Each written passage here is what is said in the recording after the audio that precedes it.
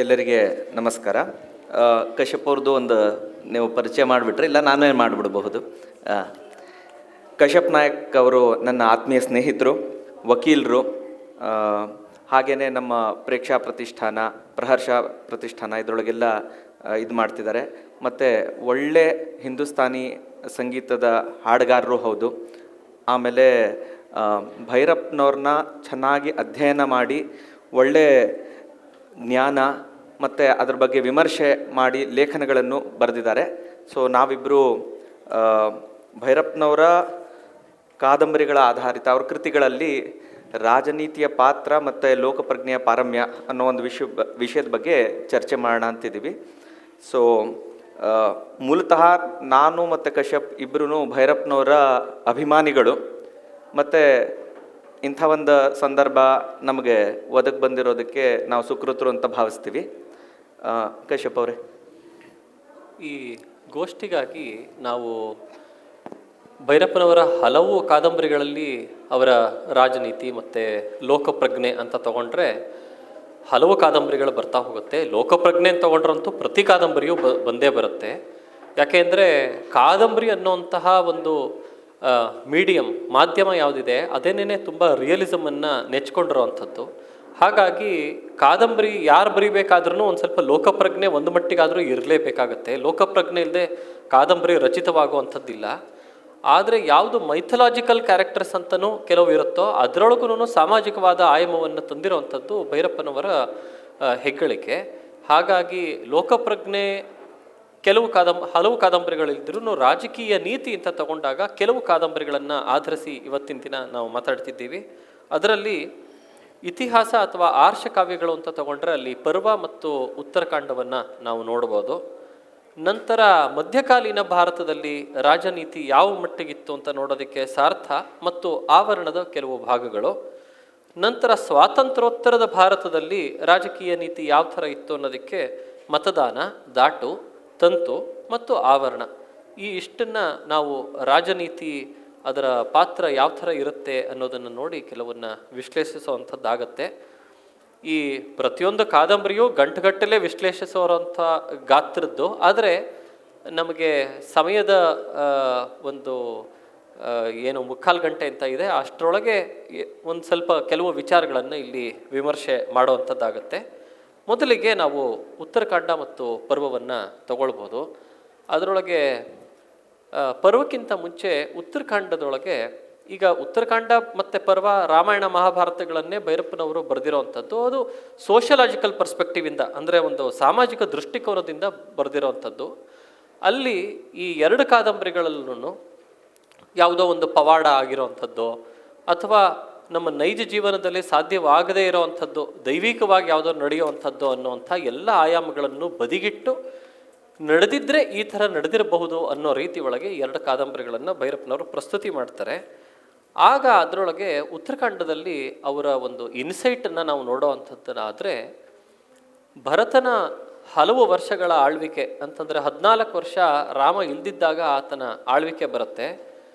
ದಶರಥ ತೀರ್ಕೊಳ್ತಾನೆ, ರಾಮ ಅಷ್ಟೊತ್ತಿಗಾಗಲೇ ಕಾಡಿಗೆ ಹೋಗಿರ್ತಾನೆ. ಹಾಗಾಗಿ ಅಷ್ಟು ದೀರ್ಘವಾದ ಭರತನ ಆಳ್ವಿಕೆಯ ನಂತರ ರಾಮ ಮತ್ತೆ ಬಂದು ವಾಪಸ್ಸು ತಗೊಳ್ತಿರ್ಬೇಕಾದ್ರೆ ರಾಜ್ಯವನ್ನು, ಆಗ ಭೈರಪ್ಪನವರು ಅಲ್ಲಿ ಅವರ ಒಂದು ಇನ್ಸೈಟನ್ನು ಕೊಡ್ತಾರೆ.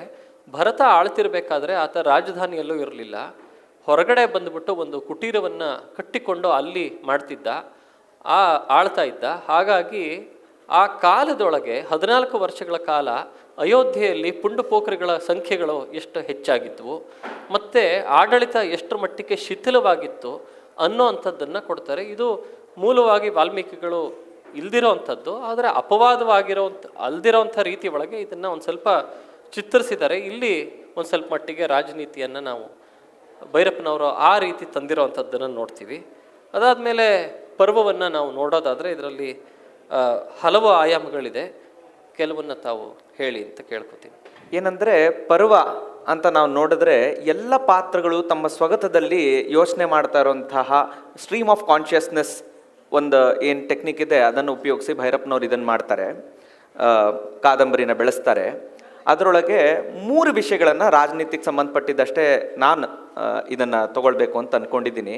ಇವತ್ತಿಗೂ ಕಾಂಟ್ರವರ್ಷಿಯಲ್ ಅಂತ ಆಗುವಂಥ ಒಂದು 3 ಟಾಪಿಕ್ಸ್ ಅಂತ ಇಟ್ಕೊಳ್ಳೋಣ. ಏನೇ ಪ್ರಶ್ನೆ ಬಂದ್ರೂ ಏಕಲವ್ಯನ ಬೆರಳು ತೆಗೆದ್ರು. ದ್ರೌಪದಿಗೆ ಅಂದರೆ ಒಂದು ರಸಘಟ್ಟ, ಅಂದರೆ ಕುರು ರಾಜಸಭೆಯಲ್ಲಿ ದ್ರೌಪದಿಯ ಏನು ಸೀರೆ ಸೆಳೆಯಲ್ಪಡ್ತಲ್ಲ ಅದು ಒಂದು ಘಟ್ಟ. ಹಾಗೇನೆ ಯುದ್ಧ. ಈ 3 ಇದನ್ನು ನಾವು ಯೋಚನೆ ಮಾಡೋಣ. ರಾಜನೀತಿ ಇದರೊಳಗೆ ಹೇಗೆ ಇದಾಗುತ್ತೆ ಅಂತ ಭೈರಪ್ಪನವ್ರು ಹೇಗೆ ಇದು ಮಾಡಿದ್ದಾರೆ ಅಂತ. ಈಗ ಅದರೊಳಗೆ ಏಕಲವ್ಯನ ಬೆರಳು ನಮಗೆಲ್ಲ ಮಹಾಭಾರತದಲ್ಲಿ ಗೊತ್ತಿರೋ ಹಾಗೆ ದ್ರೋಣರು ಅರ್ಜುನಗೆ ಮಾತು ಕೊಟ್ಟಿರ್ತಾರೆ, ಆದ್ದರಿಂದ ನಿನ್ಕಿನ ಉತ್ತಮವಾದ ಯಾರು ಶಿಷ್ಯನ ನಾನು ತಯಾರು ಮಾಡಲ್ಲ ಅಂತ, ಆದ್ದರಿಂದ ಇದಾಗಬಾರ್ದು ಅನ್ನೋ ಕಾರಣಕ್ಕೆ ಏಕಲವ್ಯನ ಬೆರಳು ಕೀಳ್ತಾರೆ ಅಂತ. ಅಂದರೆ ಇದನ್ನು ಭೈರಪ್ಪನವ್ರು ಹೇಗೆ ತಗೊಳ್ತಾರೆ ಅಂತ ನೋಡೋಣ. ಅಂದರೆ ಅವರ ರಾಜನೀತಿಯ ದೃಷ್ಟಿ ಹೇಗಿತ್ತು ಅಂತ. ಅದರೊಳಗೆ ಭೈರಪ್ಪನವ್ರು ಹೇಗೆ ತಗೋತಾರೆ ಅಂತಂದರೆ, ಇದು ದ್ರೋಣನ ಬಾಯಿಂದ ಭೀಷ್ಮರು ಹೇಳಿಸಿದ್ದು ಅಂತ ತಗೊಳ್ತಾರೆ. ಹಾಗಾದರೆ ಭೀಷ್ಮಂಗೆ ಇದನ್ನು ಹೇಳಿಸೋಂಥ ಏನು ಅಗತ್ಯ ಇತ್ತು ಅಂತ ನೋಡಿದರೆ ಆವಾಗ ಅಲ್ಲಿ ತಗೋತಾರೆ. ಏನಂದರೆ ಏಕಲವ್ಯ ರೆಪ್ರೆಸೆಂಟ್ಸ್ ಒನ್ ಪವರ್. ಅದು ಯಾವುದು ಅಂತಂದರೆ, ಈಗ ಕಾಡಿನ ಜನರು ಮತ್ತು ಈ ಒಂದು ನಾನ್ ಅಥವಾ ಸೆಮಿ ಸಿವಿಲೈಸ್ಡ್ ಆ ಥರದ ಒಂದು ಗುಂಪಿನ ಪ್ರತೀಕವಾಗಿ ಏಕಲವ್ಯನ ತಗೊಂಡು they may act as a threat to the established system. ಆದ್ದರಿಂದ ಭೀಷ್ಮ ಅಪ್ಪಟ ರಾಜಕೀಯ ವ್ಯಕ್ತಿ. ಯಾಕಂದರೆ ಮೊದಲಿಂದಾನೂ ರಾಜಸೇವೆಗೆ ನಿಂತಹ ಭೀಷ್ಮ ಅವನು ಎಂತೆಂಥ ಮಹಾನ್ ಗುರುಗಳಿಂದ ರಾಜನೀತಿನ, ಧನುರ್ವಿದ್ಯೆನ, ಬೇರೆ ಬೇರೆ ವಿದ್ಯೆಗಳನ್ನು ಕಲ್ತಂಥವನು. ಅಂದರೆ ಮೂಲ ಮಹಾಭಾರತದ ಏನು ಸಂದರ್ಭಗಳನ್ನು ಇಟ್ಕೊಂಡು ಅದಕ್ಕೆ ಚ್ಯುತಿ ಬರದೇ ಇದ್ದಂಗೆ ಅದರೊಳಗೆ ಏನು ರಾಜಕೀಯ ಇದ್ದಿರಬಹುದು, ಅಂದರೆ ಪಾಸಿಬಿಲಿಟೀಸ್ 1000 ಇರಬಹುದು, ಆದರೆ ಯಾವುದು ಪ್ಲಾಸಿಬಲ್ ಆಗಿದ್ದಿರಬಹುದು ಅಂತ ಯೋಚನೆ ಮಾಡಿ ಅದನ್ನು, ಅಂದರೆ ಆ ಒಂದು ಕ್ವೆಶ್ಚನ್ ಏನು ಬರುತ್ತಲ್ಲ, ಅಂದರೆ ಇವತ್ತು ಅದು ಕಾಂಟ್ರವರ್ಸಿ. ಏಕಲವ್ಯನ ಬೆರಳು ತೆಗೆದುಬಿಟ್ರು ಅನ್ನೋ ಅದಕ್ಕೇನು ಪ್ಲಾಸಿಬಲ್ ಇದೆ ಅನ್ನೋದು. ಯಾಕಂದರೆ ಈ ಥರದ್ದನ್ನು ಆನ್ಸರ್ ಮಾಡುವಂಥ ಅವಶ್ಯಕತೆಗಳು, ಯಾಕಂದರೆ ಇಂಥದ್ದು ಆಸ್ಪೆಕ್ಟ್ಸನ್ನು ಟಚ್ಚೇ ಮಾಡದೇ ಇದ್ದರೆ ಕಾದಂಬರಿ ಹೇಗಾಗತ್ತೆ, ಅದು ನಮಗೆ ರಸ ಹೆಂಗೆ ಕೊಡುತ್ತೆ. ಆದ್ದರಿಂದ ಈ ಥರ ತಗೊಳ್ತಾರೆ. ಇದು ಒಂದು ಭಾಗ. ಇನ್ನೊಂದು ಭಾಗ ಅದೇ ನಾ ಹೇಳ್ದಂಗೆ ದ್ರೌಪದಿ ವಸ್ತ್ರಾಪಹರಣದ್ದು. ಈಗ ನಮಗೆಲ್ಲ ಅನ್ನಿಸ್ಬಹುದು ಏನಂತಂದರೆ, ಕುರು ರಾಜ್ಯಸಭೆಯಲ್ಲಿ ದ್ರೌಪದಿಯ ವಸ್ತ್ರಾಪಹರಣ ನಡೀತಾ ಇದೆ. ಏನು ಭೀಷ್ಮರಿದ್ದಾರೆ, ದ್ರೋಣರಿದ್ದಾರೆ, ವಿದುರ ಇದ್ದಾನೆ, ಧೃತರಾಷ್ಟ್ರ ಇದ್ದಾನೆ, ಇವರೆಲ್ಲರೂ ಇದ್ದಾರೆ, ಸ್ವತಃ ಪಾಂಡವರೇ ಕೂತಿದ್ದಾರೆ. ಆದರೆ ಎಲ್ಲರೂ ನಿಸ್ಸಹಾಯಕರು. ಮತ್ತು ನಾವು ಈಗ ಕ್ರಿಟಿಕಲ್ ಎಡಿಷನ್ ಆಫ್ ಮಹಾಭಾರತ ಇದನ್ನು ನೋಡಿದರೆ ಅದರೊಳಗೆ ಅಕ್ಷಯ ವಸ್ತ್ರ ಕೊಡುವಂಥ ಒಂದು ಅದು ಪ್ರಸಂಗ ಬರೋದಿಲ್ಲ. ಹಾಗಾದರೆ ಕೃಷ್ಣ ಹೇಗೆ ಬಂದು ದ್ರೌಪದಿಗೆ ಸಹಾಯ ಮಾಡಿ ಕೊನೆಗೆ ದ್ರೌಪದಿ ಭೈರಪ್ಪನವ್ರು ಹೇಳೋ ಹಾಗೆ, ನೋಡಿ ನಮ್ಮ ಅಣ್ಣ ಬರ್ತಾನೆ ದ್ವಾರಕದಿಂದ ಸೈನ್ಯ ತಗೊಂಡು ನಿಮಗೆಲ್ಲ ಬಡಿತಾನೆ ಅಂತಂದಾಗ ಆವಾಗ ನಿಲ್ಲಿಸ್ತಾರೆ. ಅಂದರೆ ಪವರ್ ಎಲ್ಲಿದೆ, ಶಕ್ತಿ ಎಲ್ಲಿದೆ. ಮತ್ತು ಕೃಷ್ಣ ರಾಜ ಅಲ್ಲ, ಕೃಷ್ಣ ಯಾವುದೋ ಒಂದು ಸಾಮ್ರಾಜ್ಯನ ಆಳ್ತಾ ಇಲ್ಲ. ಆದರೆ ಕೃಷ್ಣನ ಪ್ರೆಸೆನ್ಸ್, ಅಂದರೆ ಈ ರಾಜನೀತಿ, ಅವಳು ದೃಪದನ ಮಗಳು, ಅವಳಿಗೆ ಗೊತ್ತು ರಿಯಲ್ ಪವರ್ ಎಲ್ಲಿರುತ್ತೆ ಅಂತ. ಆವಾಗ ಹಿಂಗೆ ಹೇಳ್ತಾಳೆ, ಆವಾಗ ಅವ್ರು ನಿಲ್ಲಿಸ್ತಾರೆ ಅಂತ. ಅಂದರೆ ಇದನ್ನು ಎಷ್ಟು ಚೆನ್ನಾಗಿ ಹ್ಯಾಂಡಲ್ ಮಾಡ್ತಾರೆ ಭೈರಪ್ಪನವರು ಅಂತಂದರೆ, ಇಟ್ ಈಸ್ ಸೋ ಪ್ಲಾಸಿಬಲ್. ಅಂದರೆ ಇವತ್ತು ನಾವು ನೋಡ್ತಾ ಇರ್ತೀವಿ, ನಾವು ಒಂದು ರಸ್ತೆ ಎಲ್ಲೋ ಜಗಳ ನೋಡ್ತಾ ಇರ್ಬೇಕಾದ್ರೆ ನನಗೆ ಅವ್ನು ಗೊತ್ತು, ನನಗೆ ಇವನು ಗೊತ್ತು ಅಂತ ಇರ್ತಾರೆ.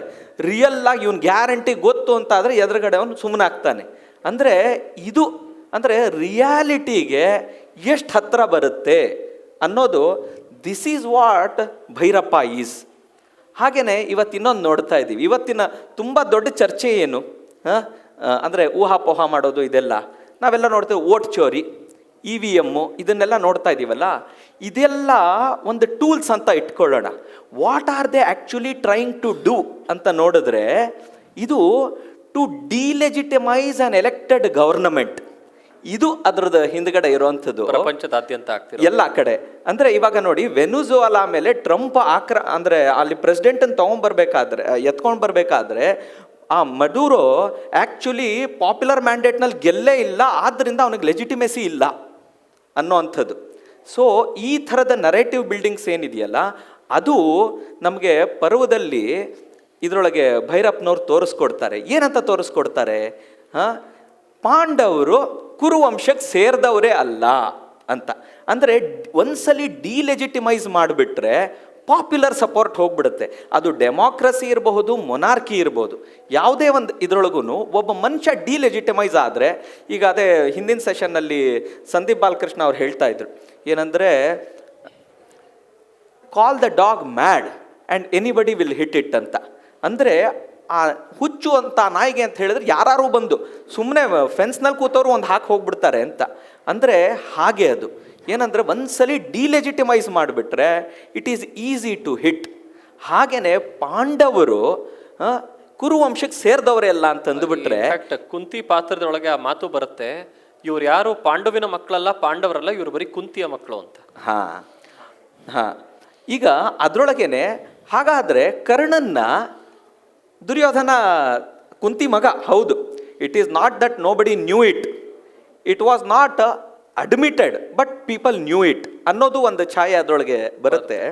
ಆದರೆ ಇದರೊಳಗೆ ಇನ್ನೊಂದು ಕಾಂಟ್ರಾಸ್ಟ್ ನೋಡಿ. ಈಗ ಇನ್ನೂ ಒಂದು ಕಾಂಟ್ರಾಸ್ಟ್ ಇದರೊಳಗೆ ಹೇಗಿದೆ ಅಂತಂದರೆ, ಇದರೊಳಗೆ ಒಂದು ಪರಂಪರೆಯಿಂದ ಲೆಜಿಟಿಮೇಟ್ ಆಗೇ ಬಂದಿದೆ ನಿಯೋಗ ಸಿಸ್ಟಮ್, ಅದನ್ನೆಲ್ಲ ಅಕ್ಸೆಪ್ಟ್ ಮಾಡ್ಕೊಂಡಿದ್ದಾರೆ. ಇದರೊಳಗೆ ಎರಡು ನೋಡೋಣ. ಒಂದು ಅಂತಂದರೆ, ಈಗ ಧೃತರಾಷ್ಟ್ರ ರಾಜನೀತಿ ಅಥವಾ ರಾಜ್ಯಶಾಸ್ತ್ರ ಇದ್ರ ಪ್ರಕಾರ ಒಬ್ಬ ಅಂಧ ಆದವನಿಗೆ that is the basic disqualification to become a king.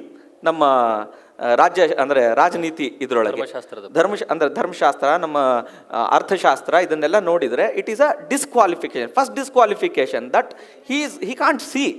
ನೋಡೋಕ್ಕೆ ಆಗದೆ ಇದ್ದವನು ಏನು ರಾಜ್ಯ ಮಾಡ್ತಾನೆ.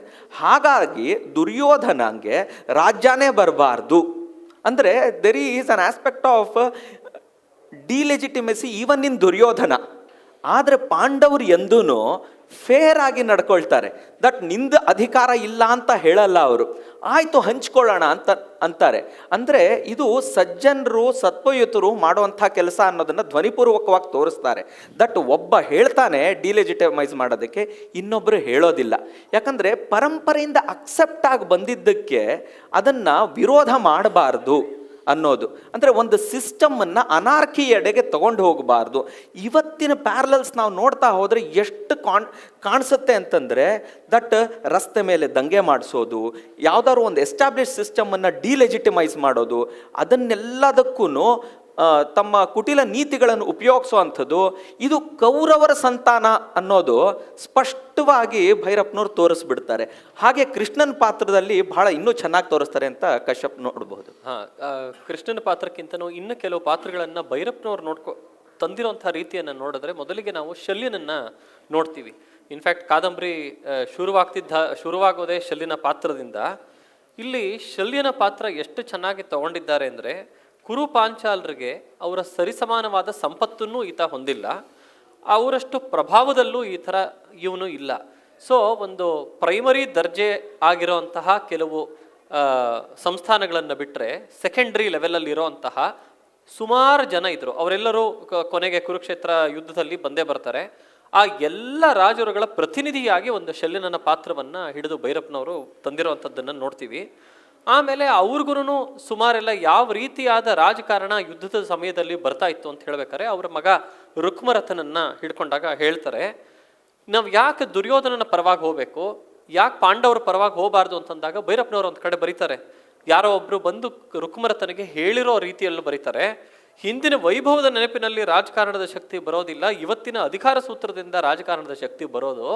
ಹಾಗಾಗಿ ಪಾಂಡವರು 13-14 ವರ್ಷದ ಕೆಳಗೆ ರಾಜಸೂಯ ಮಾಡಿರೋಂಥದ್ದು ಇರ್ಬೋದು, ಅದು ಗತವೈಭವ, ಅದನ್ನೆಲ್ಲ ನೋಡೋವಂಥದ್ದು ಇವಾಗಿನ ಅಧಿಕಾರ ಸೂತ್ರ ಯಾರಲ್ಲಿದೆ ಅಂತ. ಇದು ಶಲ್ಯನ ಒಬ್ಬ ರಾಜನ ರೀತಿಯದ್ದಾದರೆ, ಸೈನಿಕರ ರೀತಿಯಲ್ಲಿ ನೋಡ್ತಿರ್ಬೇಕಾದ್ರೆ ಹೇಳ್ತಾರೆ, ಸೈನಿಕನಾಗಲಿ ರಥ ಮಾಡೋವಂಥವ್ರಾಗಲಿ ಅವರೆಲ್ಲರಿಗೂ ನಿಮಗೆಲ್ಲ ಯಾಕೆ ಯುದ್ಧದ ದರ್ದು ಅಂತಂದಾಗ ಸೈನಿಕ ಒಬ್ಬನ ಹೇಳ್ತಾನೆ, ಆಗಾಗ್ಗೆ ಯುದ್ಧ ಆಗ್ತಿರ್ಲಿಲ್ಲ ಅಂತಂದರೆ ದಣಿಗಳು ನಮ್ಮನ್ನ ಯಾಕೆ ಚೆನ್ನಾಗಿ ನೋಡ್ಕೋತಾರೆ ಅಂತ. ಹಾಗಾಗಿ ಅದನ್ನ ನಾವು ನೋಡ್ತಾ ಹೋಗ್ತೀವಿ. ಅಂದರೆ ಇಂಡಸ್ಟ್ರಿಯಲ್ ಮಿಲಿಟರಿ ಕಾಂಪ್ಲೆಕ್ಸ್ ಅನ್ನೋದು ಏನು ಅಮೆರಿಕಾದಲ್ಲಿ ಇವತ್ತು ತುಂಬ ದೊಡ್ಡದಾಗಿ ಬೆಳೆದಿದೆ, ಅದನ್ನು ಇದರೊಳಗೆ ನಾವು ಗಮನಿಸಬಹುದು. ಮತ್ತೆ ಆರ್ಮ್ಸ್ ಲಾಬಿ ಯಾವ ರೀತಿ ಆಗ್ತಾ ಹೋಗುತ್ತೆ, ಯಾರ್ಯಾರನ್ನು ಎಲ್ಲೆಲ್ಲಿಗೆ ಕೊಡ್ತಾ ಹೋಗಬೇಕಾಗಿರುತ್ತೆ, ಇದು ಎಲ್ಲವನ್ನು ಯುದ್ಧದ ಎಂಟೈರ್ ಪೊಲಿಟಿಕ್ಸ್ ಯಾವುದಿದೆ ಅದೆಲ್ಲವನ್ನು ಅದರೊಳಗೆ ತಂದಿರುವಂಥದ್ದನ್ನು ನೋಡ್ತೀವಿ. ಅದಾದ ನಂತರ ಮುಖ್ಯ ಪಾತ್ರಗಳಾದ ಭೀಮಾ ಕೃಷ್ಣನನ್ನು ನೋಡಿ ನಾವು ಮುಂದಕ್ಕೆ ಹೋಗೋದಾಗತ್ತೆ. ಭೀಮನನ್ನ ಕೃಷ್ಣನನ್ನ ನಾವು ನೋಡ್ತಿರ್ಬೇಕಾದ್ರೆ ಅವರ ಕ್ಯಾರೆಕ್ಟರ್ಗಳು ಇಂಪಾರ್ಟೆಂಟ್ ಆಗುತ್ತೆ.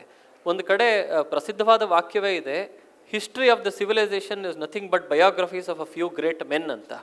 ಹಾಗಾಗಿ ಬಹಳ ಅತಿ ಶಕ್ತರಾಗಿರೋವಂಥವ್ರ ಬಯೋಗ್ರಫಿ ಏನಿದೆ, ಅವ್ರು ಯಾರು ಅಂತ ತಿಳ್ಕೊಂಡ ತಕ್ಷಣಕ್ಕೇನೆ ಅವರ ದೇಶ ಏನು, ಅವ್ರ ರಾಜಕಾರಣ ಏನು ಅಂತ ಅಲ್ಲಿ ಗೊತ್ತಾಗಿ ಹೋಗುತ್ತೆ ಅಂತ. ಹೀಗೆ ಭೀಮನನ್ನು ನೋಡ್ತಿರ್ಬೇಕಾದ್ರೆ ಅವನೇ ಸ್ವಗತದಲ್ಲಿ ಹೇಳೋ ಅಂಥದ್ದನ್ನು ನೋಡ್ತೀವಿ. ಅವ್ನು ತುಂಬ ಎಮೋಷನಲ್ಲು. ಭೈರಪ್ಪನವರಲ್ಲಿ ಪರ್ವದಲ್ಲಿ ಮೇನ್ ಕ್ಯಾರೆಕ್ಟರ್ ಕೃಷ್ಣ ಬಿಟ್ಟರೆ ಭೀಮ ಅಂತಲೇ ಹೇಳ್ಬೋದು. ಎಷ್ಟು ಎಮೋಷನಲ್ ಕ್ಯಾರೆಕ್ಟರ್ ಅಂತಂದರೆ, ಆತ ಒಂದು ಕಡೆಗೆ ಹೇಳ್ತಾನೆ, ರಾಜ್ಯ ಹೋದಾಗ ನನಗೆ ಅಳುವು ಬರಲಿಲ್ಲ, ಆದರೆ ಕೃಷ್ಣೆ ಅಂದರೆ ದ್ರೌಪದಿ ಮಕ್ಕಳನ್ನೆಲ್ಲ ವಾಪಸ್ ಅವರ ಅಪ್ಪನ ಮನೆ ಕಳ್ಕೊಂಡು ಹೋಗ್ಬೇಕಾದ್ರೆ ಆ ಸಮಯ ನನಗೆ ಅಳುವು ಬಂತು ಅಂತ ಹೇಳ್ತಾ ಹೋಗ್ತಾನೆ. ಅವನ ಎಮೋಷನಲ್ ಇದನ್ನು ತಗೊಳ್ತಾ ಹೋಗ್ತಾರೆ. ಕೊನೆಗೆ ಸಂಧಿ ಎಲ್ಲ ಆಗ್ತಿರ್ಬೇಕಾದ್ರೆ ಕೃಷ್ಣ ಭೀಮನನ್ನು ಕುಳಿತು ಮಾತಾಡಿಸಿ ಸಂಧಿ ಯಾಕೆ ಆಗಬಾರ್ದು, ಯಾಕೆ ಈ ಥರ ಅಂತೆಲ್ಲ ಹೇಳಿದ್ದಾದ ನಂತರ ಭೈರಪ್ಪನವರ ಭೀಮ ಒಂದು ಮಾತಾಡ್ತಾನೆ, ಅಕಸ್ಮಾತ್ ಸಂಧಿ ಆದ್ರೂ ರಾಜ್ಯ ಎಷ್ಟು ಚಿಕ್ಕದಾದ್ರೂ ಅದರೊಳಗೆ ಸೇನಾಧಿಪತಿ ನಾನೇ ಆಗ್ತೀನಿ. ಸೇನಾಧಿಪತಿ ಆದ ತಕ್ಷಣ ನಾನೇ ಒಂದ್ಸತಿ ದಂಡೆತ್ತಿ ತಗೊಂಡೋಗಿ ಅವನನ್ನು ಹೊಡೆದು ಬರ್ತೀನಿ. ಇದನ್ನು ಯಾರಿಗೂ ಕೇಳೋ ಅಂಥ ಅವಶ್ಯಕತೆ ಇಲ್ಲ. ಇಷ್ಟೆಲ್ಲ ಆದಮೇಲೆ ಹೇಳ್ತಾನೆ, ಇದನ್ನು ನಾನು ಯಾರಿಗೂ ಬಾಯ್ಬಿಟ್ಟು ಹೇಳಲ್ಲ, ನಾನು ಯಾರಿಗೂ ಹೇಳೋದು ಇಲ್ಲ, ಯಾರು ಕೇಳೋದು ಇಲ್ಲ, ಗೊತ್ತಿಲ್ದಂಗೆ ಮಾಡ್ತೀನಿ. ಆದರೆ ಇದನ್ನ ಯಾರಿಗೂ ಹೇಳ್ದಿದ್ರು ಒಬ್ರಿಗೆ ಮಾತ್ರ ಇದರ ಸತ್ಯ ಗೊತ್ತು, ದುರ್ಯೋಧನನಿಗೆ. ನಾಯಿಗೆ ಗೊತ್ತಾಗೋಲ್ವಾ ವಾಸನೆ ಅಂತ. ಇದು ಭೈರಪ್ಪನವರ ಮಾತು. ಈ ಥರ ಮತ್ತೆ ಎಷ್ಟು ರಿಯಲ್ ಪಾಲಿಟಿಕ್ ಆ ಥರ ತಂದಿರೋವಂಥದ್ದು. ಅಂದರೆ ಇವರು ದೇಶ ಏನು ಮಾಡುತ್ತೆ ಅನ್ನೋದಕ್ಕಿಂತನೂ ಅದರ ನಾಡಿ ಮಿಡ್ತಾ ಬಲ್ದಿರೋಂಥ ರಾಜಕಾರಣಿ ಏನು ಮಾಡ್ತಾನೆ ಅನ್ನೋದನ್ನ ಅಲ್ಲಿ ತೆಗೆದಿಡ್ತಾರೆ ಭೈರಪ್ಪನವರು. ಮತ್ತೆ ಮುಖ್ಯ ಪಾತ್ರ ಕೃಷ್ಣನನ್ನು ನೋಡ್ತಿರ್ಬೇಕಾದ್ರೆ ಇಲ್ಲಿ ಕೃಷ್ಣನ ಪಾತ್ರ divide of all myth elements, ಈ ಪವಾಡ ಅದನ್ನೆಲ್ಲ ಪಕ್ಕಕ್ಕಿಟ್ಟು ಬಂದಿರೋಂತಹ ಕೃಷ್ಣನ ಪಾತ್ರ. ಮೊನ್ನೆ ತಾನೇ ಸ್ನೇಹಿತ ಶಶಿಕಿರಣ್ ನನಗೆ ಹಿರಿಯಣ್ಣನವರು ಬರ್ತಿದ್ದು ಒಂದು ವಾಕ್ಯವನ್ನು ತೋರಿಸ್ಕೊಟ್ಟ. ಕೃಷ್ಣ ಆ್ಯಸ್ ಎ ಗಾಡ್ ಅಂತ ನಾವು ನೋಡ್ತಾ ಹೋದಂಗೂ ಆತನಿಗೆ ನಾವು ಮಾಡೋವಂಥ ಅಪಚಾರ, Krishna as a human being, as an ideal ಅಂತ ನೋಡಿದಾಗ ಅವನು ನಮಗೆ ನಿಜವಾಗ್ಲೂ ದಾರಿ ದರ್ಶಕನಾಗ್ತಾನೆ ಅಂತ. ಇದಕ್ಕೊಂದು ಸಂವಾದಿಯಾಗಿ ಒಂದು ಹೀಗೆ ಮಾತುಕತೆ ಆಗ್ತಿರ್ಬೇಕಾದ್ರೆ ಭೈರಪ್ಪನವ್ರ ಬಾಯಿನಂದಲೇ ನಾವೆಲ್ಲ ಸ್ನೇಹಿತರು ಕೇಳಿದ್ದು, ಅವರು ಹೇಳಿದರು, ಮೋದಿಗೆ ದೈವಿ ಶಕ್ತಿ ಇದೆ, ಅವರು ಆದ್ದರಿಂದ ಇದೆಲ್ಲ ಮಾಡ್ತಾ ಇದ್ದಾರೆ ಅಂತಂದರೆ ಇದು ಮೋದಿಗೆ ಮಾಡ್ತಾ ಇರೋ ಅಪಚಾರ. ಅವ್ರು ಎಷ್ಟು ಕಷ್ಟಪಟ್ಟಿದ್ದಾರೆ, ಎಷ್ಟು ಅರ್ಥಕೊಂಡಿದ್ದಾರೆ, ಎಷ್ಟು ಶ್ರಮ ವಹಿಸಿದ್ದಾರೆ, ಇದನ್ನು ನಾವು ನೋಡಬೇಕು ಅಂತ. ಅಂದರೆ ಅವ್ರ ಥಿಂಕಿಂಗು ನೋಡಿ, ಪರ್ವ ಎಲ್ಲ 70s ಬರೆದದ್ದು, ಆದರೆ ಕ್ಲಾರಿಟಿ ಆಫ್ ಥಿಂಕಿಂಗ್ ಯಾವ ಕಾಲದಿಂದ ಎಲ್ಲಿ ತನಕ ಇದೆ ಇದನ್ನು ನಾವು ಗಮನಿಸಬೇಕು ಅಂತ ಅನಿಸುತ್ತೆ. ಆಮೇಲೆ ಅದೇ ರೀತಿ ಕೃಷ್ಣನನ್ನ ಮನಸ್ಥಿತಿ ಯಾವ ಥರ ಇತ್ತು ಅಂತ ಹೇಳ್ಬೇಕಾದ್ರೆ ಒಂದು ವಾಕ್ಯ ಬರೀತಾರೆ. ಅದು ಯುವಿಧಾನ ಸಾತ್ಯಕ್ಕೆ ಹೇಳ್ಕೊಳ್ಬೇಕಾದ್ರೆ, ಎಂತಹ ಪರಿಸ್ಥಿತಿ ಇದ್ರೂ ಬುದ್ಧಿ ಇವನಿಗೆ ಮಂಕಾಗೋದಿಲ್ಲ, ಹಾವು ಕಚ್ಚಿದ್ರೆ ತಕ್ಷಣ ಹಾವು ಹಿಡಿದ್ಬಿಟ್ಟು ಇದು ವಿಷದ್ದೋ ನಂಜದೋ ಇಲ್ವೋ ಅಂತ ನೋಡೋ ಅಷ್ಟು ಸಾವಧಾನ ಕೃಷ್ಣನ ಮನಸ್ಥಿತಿ ಅಂತ ಆತನ ಮನಸ್ಥಿತಿಯನ್ನು ಹೇಳ್ತಾರೆ. ಆಮೇಲೆ 18 ವಯಸ್ಸಿಗೆನೇ ಜರಾಸಂಧನನ್ನ ಅವನ ರಾಜಕಾರಣ ಜರಾಸಂಧನನ್ನು ಎಷ್ಟು ಚೆನ್ನಾಗಿ ಅರ್ಥಕೊಂಡಿದ್ದ. ಮತ್ತು ಅಷ್ಟರೊಳಗೇನು ಜರಾಸಂಧನನ್ನು ಭೇಟಿನೂ ಆಗಿರಲಿಲ್ಲ ಆತ. ಕಂಸನನ್ನು ಹೊಡೆದ ತಕ್ಷಣ ಇವರೆಲ್ಲರನ್ನು ಸಡಗರ ಪಡೆದಿರಿದ್ರೆ ಹೇಳ್ತಾನೆ, ಒಂಟಿ ಹುಲಿನ ಹೊಡೆದ್ರೆ ಜೋಡಿ ಹುಲಿ ಮತ್ತೆ ಹುಡುಕೊಂಡು ಬರುತ್ತೆ, ಹಾಗಾಗಿ ನಾವು ಅದಕ್ಕೋಸ್ಕರ ಗಂಭೀರವಾಗಿ ಯೋಚಿಸ್ಬೇಕಾಗತ್ತೆ ಅಂತ ಹೇಳ್ತಾನೆ. 18 ಹುಡುಗ ಈ ಮಟ್ಟಕ್ಕೆ ಪ್ರಬುದ್ಧನಾಗಿ ಯೋಚಿಸಿದ್ದ ಅಂತ. ನಂತರ ಅವನ ಧರ್ಮದೃಷ್ಟಿ ಯಾವ ಥರ ಇತ್ತು ಅಂತ ತೋರಿಸೋದಕ್ಕೆ ದ್ಯೂತ ಎಲ್ಲ ಕಳೆದ ನಂತರ ಕೃಷ್ಣನ ಮಾತು, ಅವನ ತಿಳುವಳಿಕೆ ಎಲ್ಲ ಹೇಳ್ತಾನೆ, ನಾನು ಮುಂಚೆನೇ ಇದ್ದಿದ್ದಿದ್ರೆ ನಿಮ್ಮಿಬ್ಬರಿಗೂ ತಿಳುವಳಿಕೆ ಹೇಳ್ತಿದ್ದೆ, ದುರ್ಯೋಧನಗೂ ನಿನಗೂ ಅಂದರೆ ಧರ್ಮರಾಯನಿಗೆ ದ್ಯೂತ ಅನ್ನೋವಂಥದ್ದೆಲ್ಲ ಅಧರ್ಮ ಮಾಡಬಾರ್ದು ಅಂತ. ನೀವು ಇಷ್ಟಾದರೂ ಕೇಳಲಿಲ್ಲ ಅಂದರೆ ನೀವಿಬ್ಬರ ಕೈನ ನಾನೇ ಸುಡ್ತಿದ್ದೆ ಅಂತ ಹೇಳ್ತಾನೆ. ಇದು ಭೈರಪ್ಪನವರ ಕೃಷ್ಣ. ಇದೇ ರೀತಿ ನಾವು ನೋಡಿದ್ರೆ ಕಂಸನ ಹುಟ್ಟು, ಅದರ ರಾಜಕೀಯ, ಕಂಸ ಅವರ ಅಪ್ಪನಿಗೆ ವಿರುದ್ಧವಾಗಿ ಬಂದ ಅನ್ನೋವಂಥದ್ದು ಒಂದು ಸಲೀಸಾಗಿ ಹೇಳೋ ಅಂಥದ್ದಾದ್ರೂ ಕಂಸ ನಿಜವಾಗ್ಲೂ ಉಗ್ರಸೇನ ಮಹಾರಾಜನ ಮಗನೇ ಅಲ್ಲ. ಆ ಕಾರಣದಿಂದ ಉಗ್ರಸೇನ ಮಹಾರಾಜನಿಗೆ ಕಂಸನ ಮೇಲೆ ಯಾವ ರೀತಿ ಪ್ರೀತಿ ವಿಶ್ವಾಸ ಇರಲಿಲ್ಲ, ಇದನ್ನ ನೋಡೋ ಅಂಥದ್ದಾಗ್ಲಿ.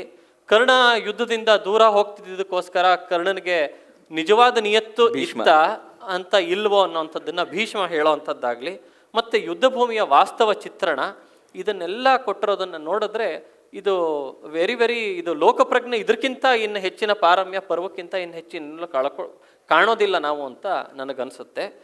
ಇದೇ ರೀತಿ ಈ ಯುದ್ಧದ್ದು ಯಾವ ರೀತಿ ಪ್ರಾಕ್ಟಿಕಲ್ ಆಸ್ಪೆಕ್ಟ್ಸನ್ನು ತಂದ್ಕೊಂಡಿದ್ದಾರೋ ಅದೇ ರೀತಿ ನಾವು ಮತ್ತೆ ಸ್ವಾತಂತ್ರ್ಯೋತ್ತರ ಭಾರತದಲ್ಲಿ ನಾವು ನೋಡೋವಂಥದ್ದು ಮತದಾನ ಹೆಸರೇ ಹೇಳೋ ಹಾಗೆ ರಾಜಕೀಯ. ಆದರೆ ಅದಕ್ಕಿಂತ ಮುಂಚೆ ಒಂದು ನಮ್ಮ ಸಾರ್ಥ ಅಂತ ಒಂದು ಕಾದಂಬರಿ ಬಗ್ಗೆನೂ ಒಂಚೂರು ನೋಡೋಣ. ಯಾಕಂದರೆ ಅದು ಮಧ್ಯಕಾಲೀನ ಯುಗದ ಒಂದು start of the dark ages ಅಂತ ನಾವೇನು ವೆಸ್ಟರ್ನ್ ಥಿಂಕಿಂಗ್ನಲ್ಲಿ ಇದೆಯಲ್ಲ ಆ ಇದರೊಳಗೆ ಕಾಲಘಟ್ಟದಲ್ಲಿ ಈಗ ಕೃಷ್ಣ ಅಂತ ಹೇಳ್ತಿರ್ಬೇಕಾದ್ರೆ ಆ ಕೃಷ್ಣನ ಪಾತ್ರ ಪರ್ವದಲ್ಲಿ ಹೇಗೆ ಬಂದಿದೆ ದಟ್ ಹೀ ಈಸ್ ದಿ ಏನಂತಾರೆ under current in the whole Mahabharata ಅನ್ನೋ ಹಾಗೆ ಸಾರ್ಥದಲ್ಲಿ ನಾಗಭಟ್ಟ ಕೃಷ್ಣನ ಪಾತ್ರ ವಹಿಸ್ತಾನೆ. ಇದ್ರ ಬಗ್ಗೆ ಗಮನ ಕೊಡಬೇಕು. ಏನಂದರೆ ಆ ಪಾತ್ರ ವಹಿಸಿದ ಕೃಷ್ಣ ಆಗಿದ್ದರೆ ಏನು ಮಾಡ್ತಿದ್ದ ಅಂದರೆ ಕೃಷ್ಣನಷ್ಟು ಶಕ್ತಿ ಇಲ್ಲದೆ ಇರಬಹುದು, ಆದರೆ ಕೃಷ್ಣನ ಪ್ರೇರಣೆಯಿಂದ ಏನು ಮಾಡಬಹುದು ಅನ್ನೋದನ್ನು ಸಾರ್ಥದಲ್ಲಿ ಭೈರಪ್ಪನವ್ರು ತೋರಿಸ್ತಾರೆ. ಮತ್ತು ರಾಜಕೀಯದ ಟೈಮ್ಸ್ ಆವಾಗ ನೋಡಿ, ಈಗ ರಾಮಾಯಣ ಮಹಾಭಾರತಗಳಲ್ಲಿ ಅಥವಾ ಪರ್ವ ಉತ್ತರಕಾಂಡ ನಾವು ಇದನ್ನೆಲ್ಲ ಗಮನಿಸ್ತಿರ್ಬೇಕಾದ್ರೆ ಅಂದರೆ ನಾವು ನಮ್ಮದೊಂದು ಕಾಂಟೆಕ್ಸ್ಟ್ ಇದೆ, ಮೌಲ್ಯಗಳು ಅಂತ ನೋಡ್ತಾ ಇರಬೇಕಾದ್ರೆ ಪುರುಷಾರ್ಥಗಳು ಅಂತ ನಾವು ನೋಡ್ತೀವಿ, ಧರ್ಮ ಅರ್ಥ ಕಾಮ ಮೋಕ್ಷ. ಇದ್ರದ್ದು ಒಂದು ಕಾಂಟೆಕ್ಸ್ಟ್ ಇದೆ, ಡೀಪರ್ ಆಗಿ ಹೋದರೆ ಇದಿದೆ ಅಂತ ಅನಿಸುತ್ತೆ. ಆದರೆ ಸೆಮಿ ಸಿವಿಲೈಸ್ಡ್ ಬಾರ್ಬೇರಿಕ್ ಡೆಸರ್ಟ್ ಕಲ್ಟ್ಸ್ನಲ್ಲಿ ಇದ್ರ ಕಲ್ಪನೆ ಇಲ್ಲದೆ ಒಂದು ಏಲಿಯನ್ ಮ್ಲೇಚ್ಛ ಬಾಹ್ಯ ಒಂದು ವಿಚಾರಧಾರೆ ಏನಿದೆಯಲ್ಲ, ಅಂದರೆ ನನ್ನ ಮತ ಅದಕ್ಕೆ ಆಗ್ರಹ ಮಾಡುವಂಥ ಒಂದು ಏನು ಕಾನ್ಸೆಪ್ಟ್ನಲ್ಲಿ ಏನು ಯುದ್ಧ ಸಾರಿ ಬರ್ತಾ ಇದ್ರಲ್ಲ, this was totally alien to our psyche. ನಮ್ಮ ಭಾರತದ ಯೋಚನೆಗೆ ತುಂಬ ವ್ಯತಿರಿಕ್ತವಾಗಿದೆ. ಇವತ್ತು ನಾವು ಅಂದ್ಕೊಳ್ತೀವಿ ಅಯ್ಯೋ ಯಾವುದಾದ್ರೂ ಮತ ಕೆಟ್ಟದ್ದು ಹೇಳುತ್ತಾ ಅಂತ ನಾವು ಇವತ್ತೂ ಕೇಳ್ಕೊತಾ ಇದ್ದೀವಿ ಅಂತಂದರೆ ನಮ್ಮ ಮನಸ್ಸಿನ ಮೇಲೆ ಎಷ್ಟು ಕರಿಛಾಯೆ ಇನ್ನೂ ತುಂಬಿದೆ ಅನ್ನೋದು ಗೊತ್ತಾಗುತ್ತೆ. ಈಗ ಅದರೊಳಗೆ ಹಿಂಗೆ ಆಕ್ರಮಣ ಆಗಿ ಬಂದಾಗ ಆವಾಗ ಎಲ್ಲರೂ ದಿಗ್ಭ್ರಾಂತರು, ಏನಿದಾಗ್ತಾ ಇದೆ ಅಂತ. ಅಂದರೆ ಅದರೊಳಗೆ ಏನಂತಾರೆ ಮುಲ್ತಾನದ ದೇವರನ್ನ ಹೊಡೆಯೋದಕ್ಕೆ ಅಂತ ಅಲ್ಲೇನು ಮಾಡ್ತಾರೆ ಅಂತಂದರೆ ಅದನ್ನು ಗುರ್ಜರ ಪ್ರತಿಹಾರರೆಲ್ಲ ಬಂದು ಅದನ್ನು ನಾವು ಉಳಿಸ್ಕೋಬೇಕು, ಅಲ್ಲನ್ನು ಅಂದರೆ ಈ ಅರಬರ ಆಕ್ರಮಣನ ಇದು ಮಾಡಬೇಕು ಅಂತ ಅಂದಾಗ ಆವಾಗ ಅವರು ನಾವು ದೇವಸ್ಥಾನ ಒಡೆದು ಬಿಡ್ತೀವಿ, ಸೂರ್ಯನ ದೇವಸ್ಥಾನ ಒಡೆದು ಬಿಡ್ತೀವಿ ಅಂತ. ಇವರಿಗೆ ಅಂದರೆ ಅಲ್ಲಿ ಹೆಂಗೆ ನಮ್ಮ ಪತನ ಆಗಕ್ಕೆ ಶುರು ಆಗಿತ್ತು ಯೋಚನೆ ಅಂತಂದರೆ, ದೇವಸ್ಥಾನ ಅವನು ನಾಗಭಟ್ಟ ಕೃಷ್ಣನ ಪಾತ್ರದಲ್ಲಿ ಹೇಳ್ತಾನೆ ನೋಡಿ, ದೇವಸ್ಥಾನ ನಾವು ಮತ್ತೆ ಮತ್ತೆ ಕಟ್ಟಬಹುದು, ಆದರೆ ನಾವು ಆ ಜಾಗನ ವಾಪಸ್ ತಗೊಳ್ಳೋಣ, ಅವರನ್ನು ಹೊರಗಟ್ಟೋಣ ಅಂತ. ಆವಾಗ ಈ ಕಂದಾಚಾರಗಳು ಅಂದರೆ ಈ ಮೌಢ್ಯಗಳನ್ನು ಇಟ್ಕೊಂಡು ಅಯ್ಯಯ್ಯೋ ಏನಾಗ್ಬಿಡುತ್ತೋ ಆ ದೇವಸ್ಥಾನ ಒಡೆದ್ಬಿಟ್ರೆ ಅಂಥೇಳಿ ದೇವಸ್ಥಾನ ಅಂದರೆ we missed the woods for the trees ಆಗತ್ತೆ ಅನ್ನೋದು ರಾಜಕೀಯದ ಏನು ಇದಿದೆಯಲ್ಲ ಆ ಸಂದರ್ಭಗಳನ್ನು ತೋರಿಸ್ತಾ ಹೋಗ್ತಾ ಇದ್ದಾರೆ. ಅಂದರೆ ನಾವು ಯಾವುದಕ್ಕೆ ಗಮನ ಕೊಡಬೇಕು, ಯಾವುದರಿಂದ ನಮಗೆ ತೊಂದರೆ ಆಗತ್ತೆ ಅನ್ನೋದನ್ನು ಗಮನ ಕೊಡದೇ ಇದ್ದರೆ ಏನಾಗುತ್ತೆ ಅನ್ನೋದು. ಅಂದರೆ ಈ ಸಾರ್ಥ ದಿ ಫಸ್ಟ್ ಮೊದಲು ಕುಶಾನರು ಶಕರು ಹೂಣ್ರು ಎಲ್ಲ ಆಕ್ರಮಣ ಮಾಡಿದ್ರು, ಆದರೆ ಮತ ಆಗ್ರಹ ಅದರೊಳಗೆ ಇರಲಿಲ್ಲ.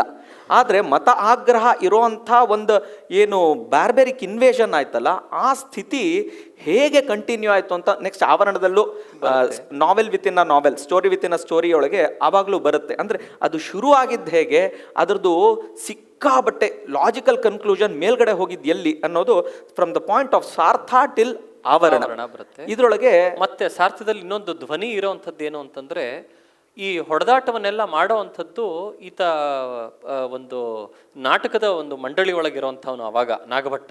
ಇವನ್ ಜೊತೆಗಿರೋಂಥ ಬೇರೆ ಪಾತ್ರಗಳು ಅಂದರೆ ಇವರೆಲ್ಲ commoners are fighting for the cause, but ರಾಜರು ಯಾರೂ ಬಂದು ಮಾಡಿಲ್ಲ. ಅಂದರೆ ಅಲ್ಲಿ ನಮ್ಮ ಕ್ಷಾತ್ರ ಹೇಗೆ ಜಾರ್ತಿದೆ, it is the first point of low point of ಕ್ಷಾತ್ರ. ನಮ್ಮ ಕ್ಷಾತ್ರ ಬಿದ್ದಾಗ ಏನಾಗ್ತಾ ಇದೆ ಅನ್ನೋಂಥ ತೋರಿಸೋವಂಥದ್ದು. ಹೇಗೆ ಪ್ರತಿಯೊಬ್ಬ ಎವ್ರಿ ಇಂಡಿಯನ್ ಕಲ್ಚರಲಿ ಸಿಕ್ಕಾಪಟ್ಟೆ ರೂಟೆಡ್ ಸಂಸ್ಕೃತನಾಗಿದ್ದ ಅನ್ನೋಂಥದ್ದು ಎಷ್ಟು ನಿಜವೋ, ಕ್ಷಾತ್ರವನ್ನು ಅಷ್ಟೊತ್ತಿಗೆ ಬಿಟ್ಟಿದ್ದ ಅನ್ನೋಂಥದ್ದು ಅದೇ ನಿಜ.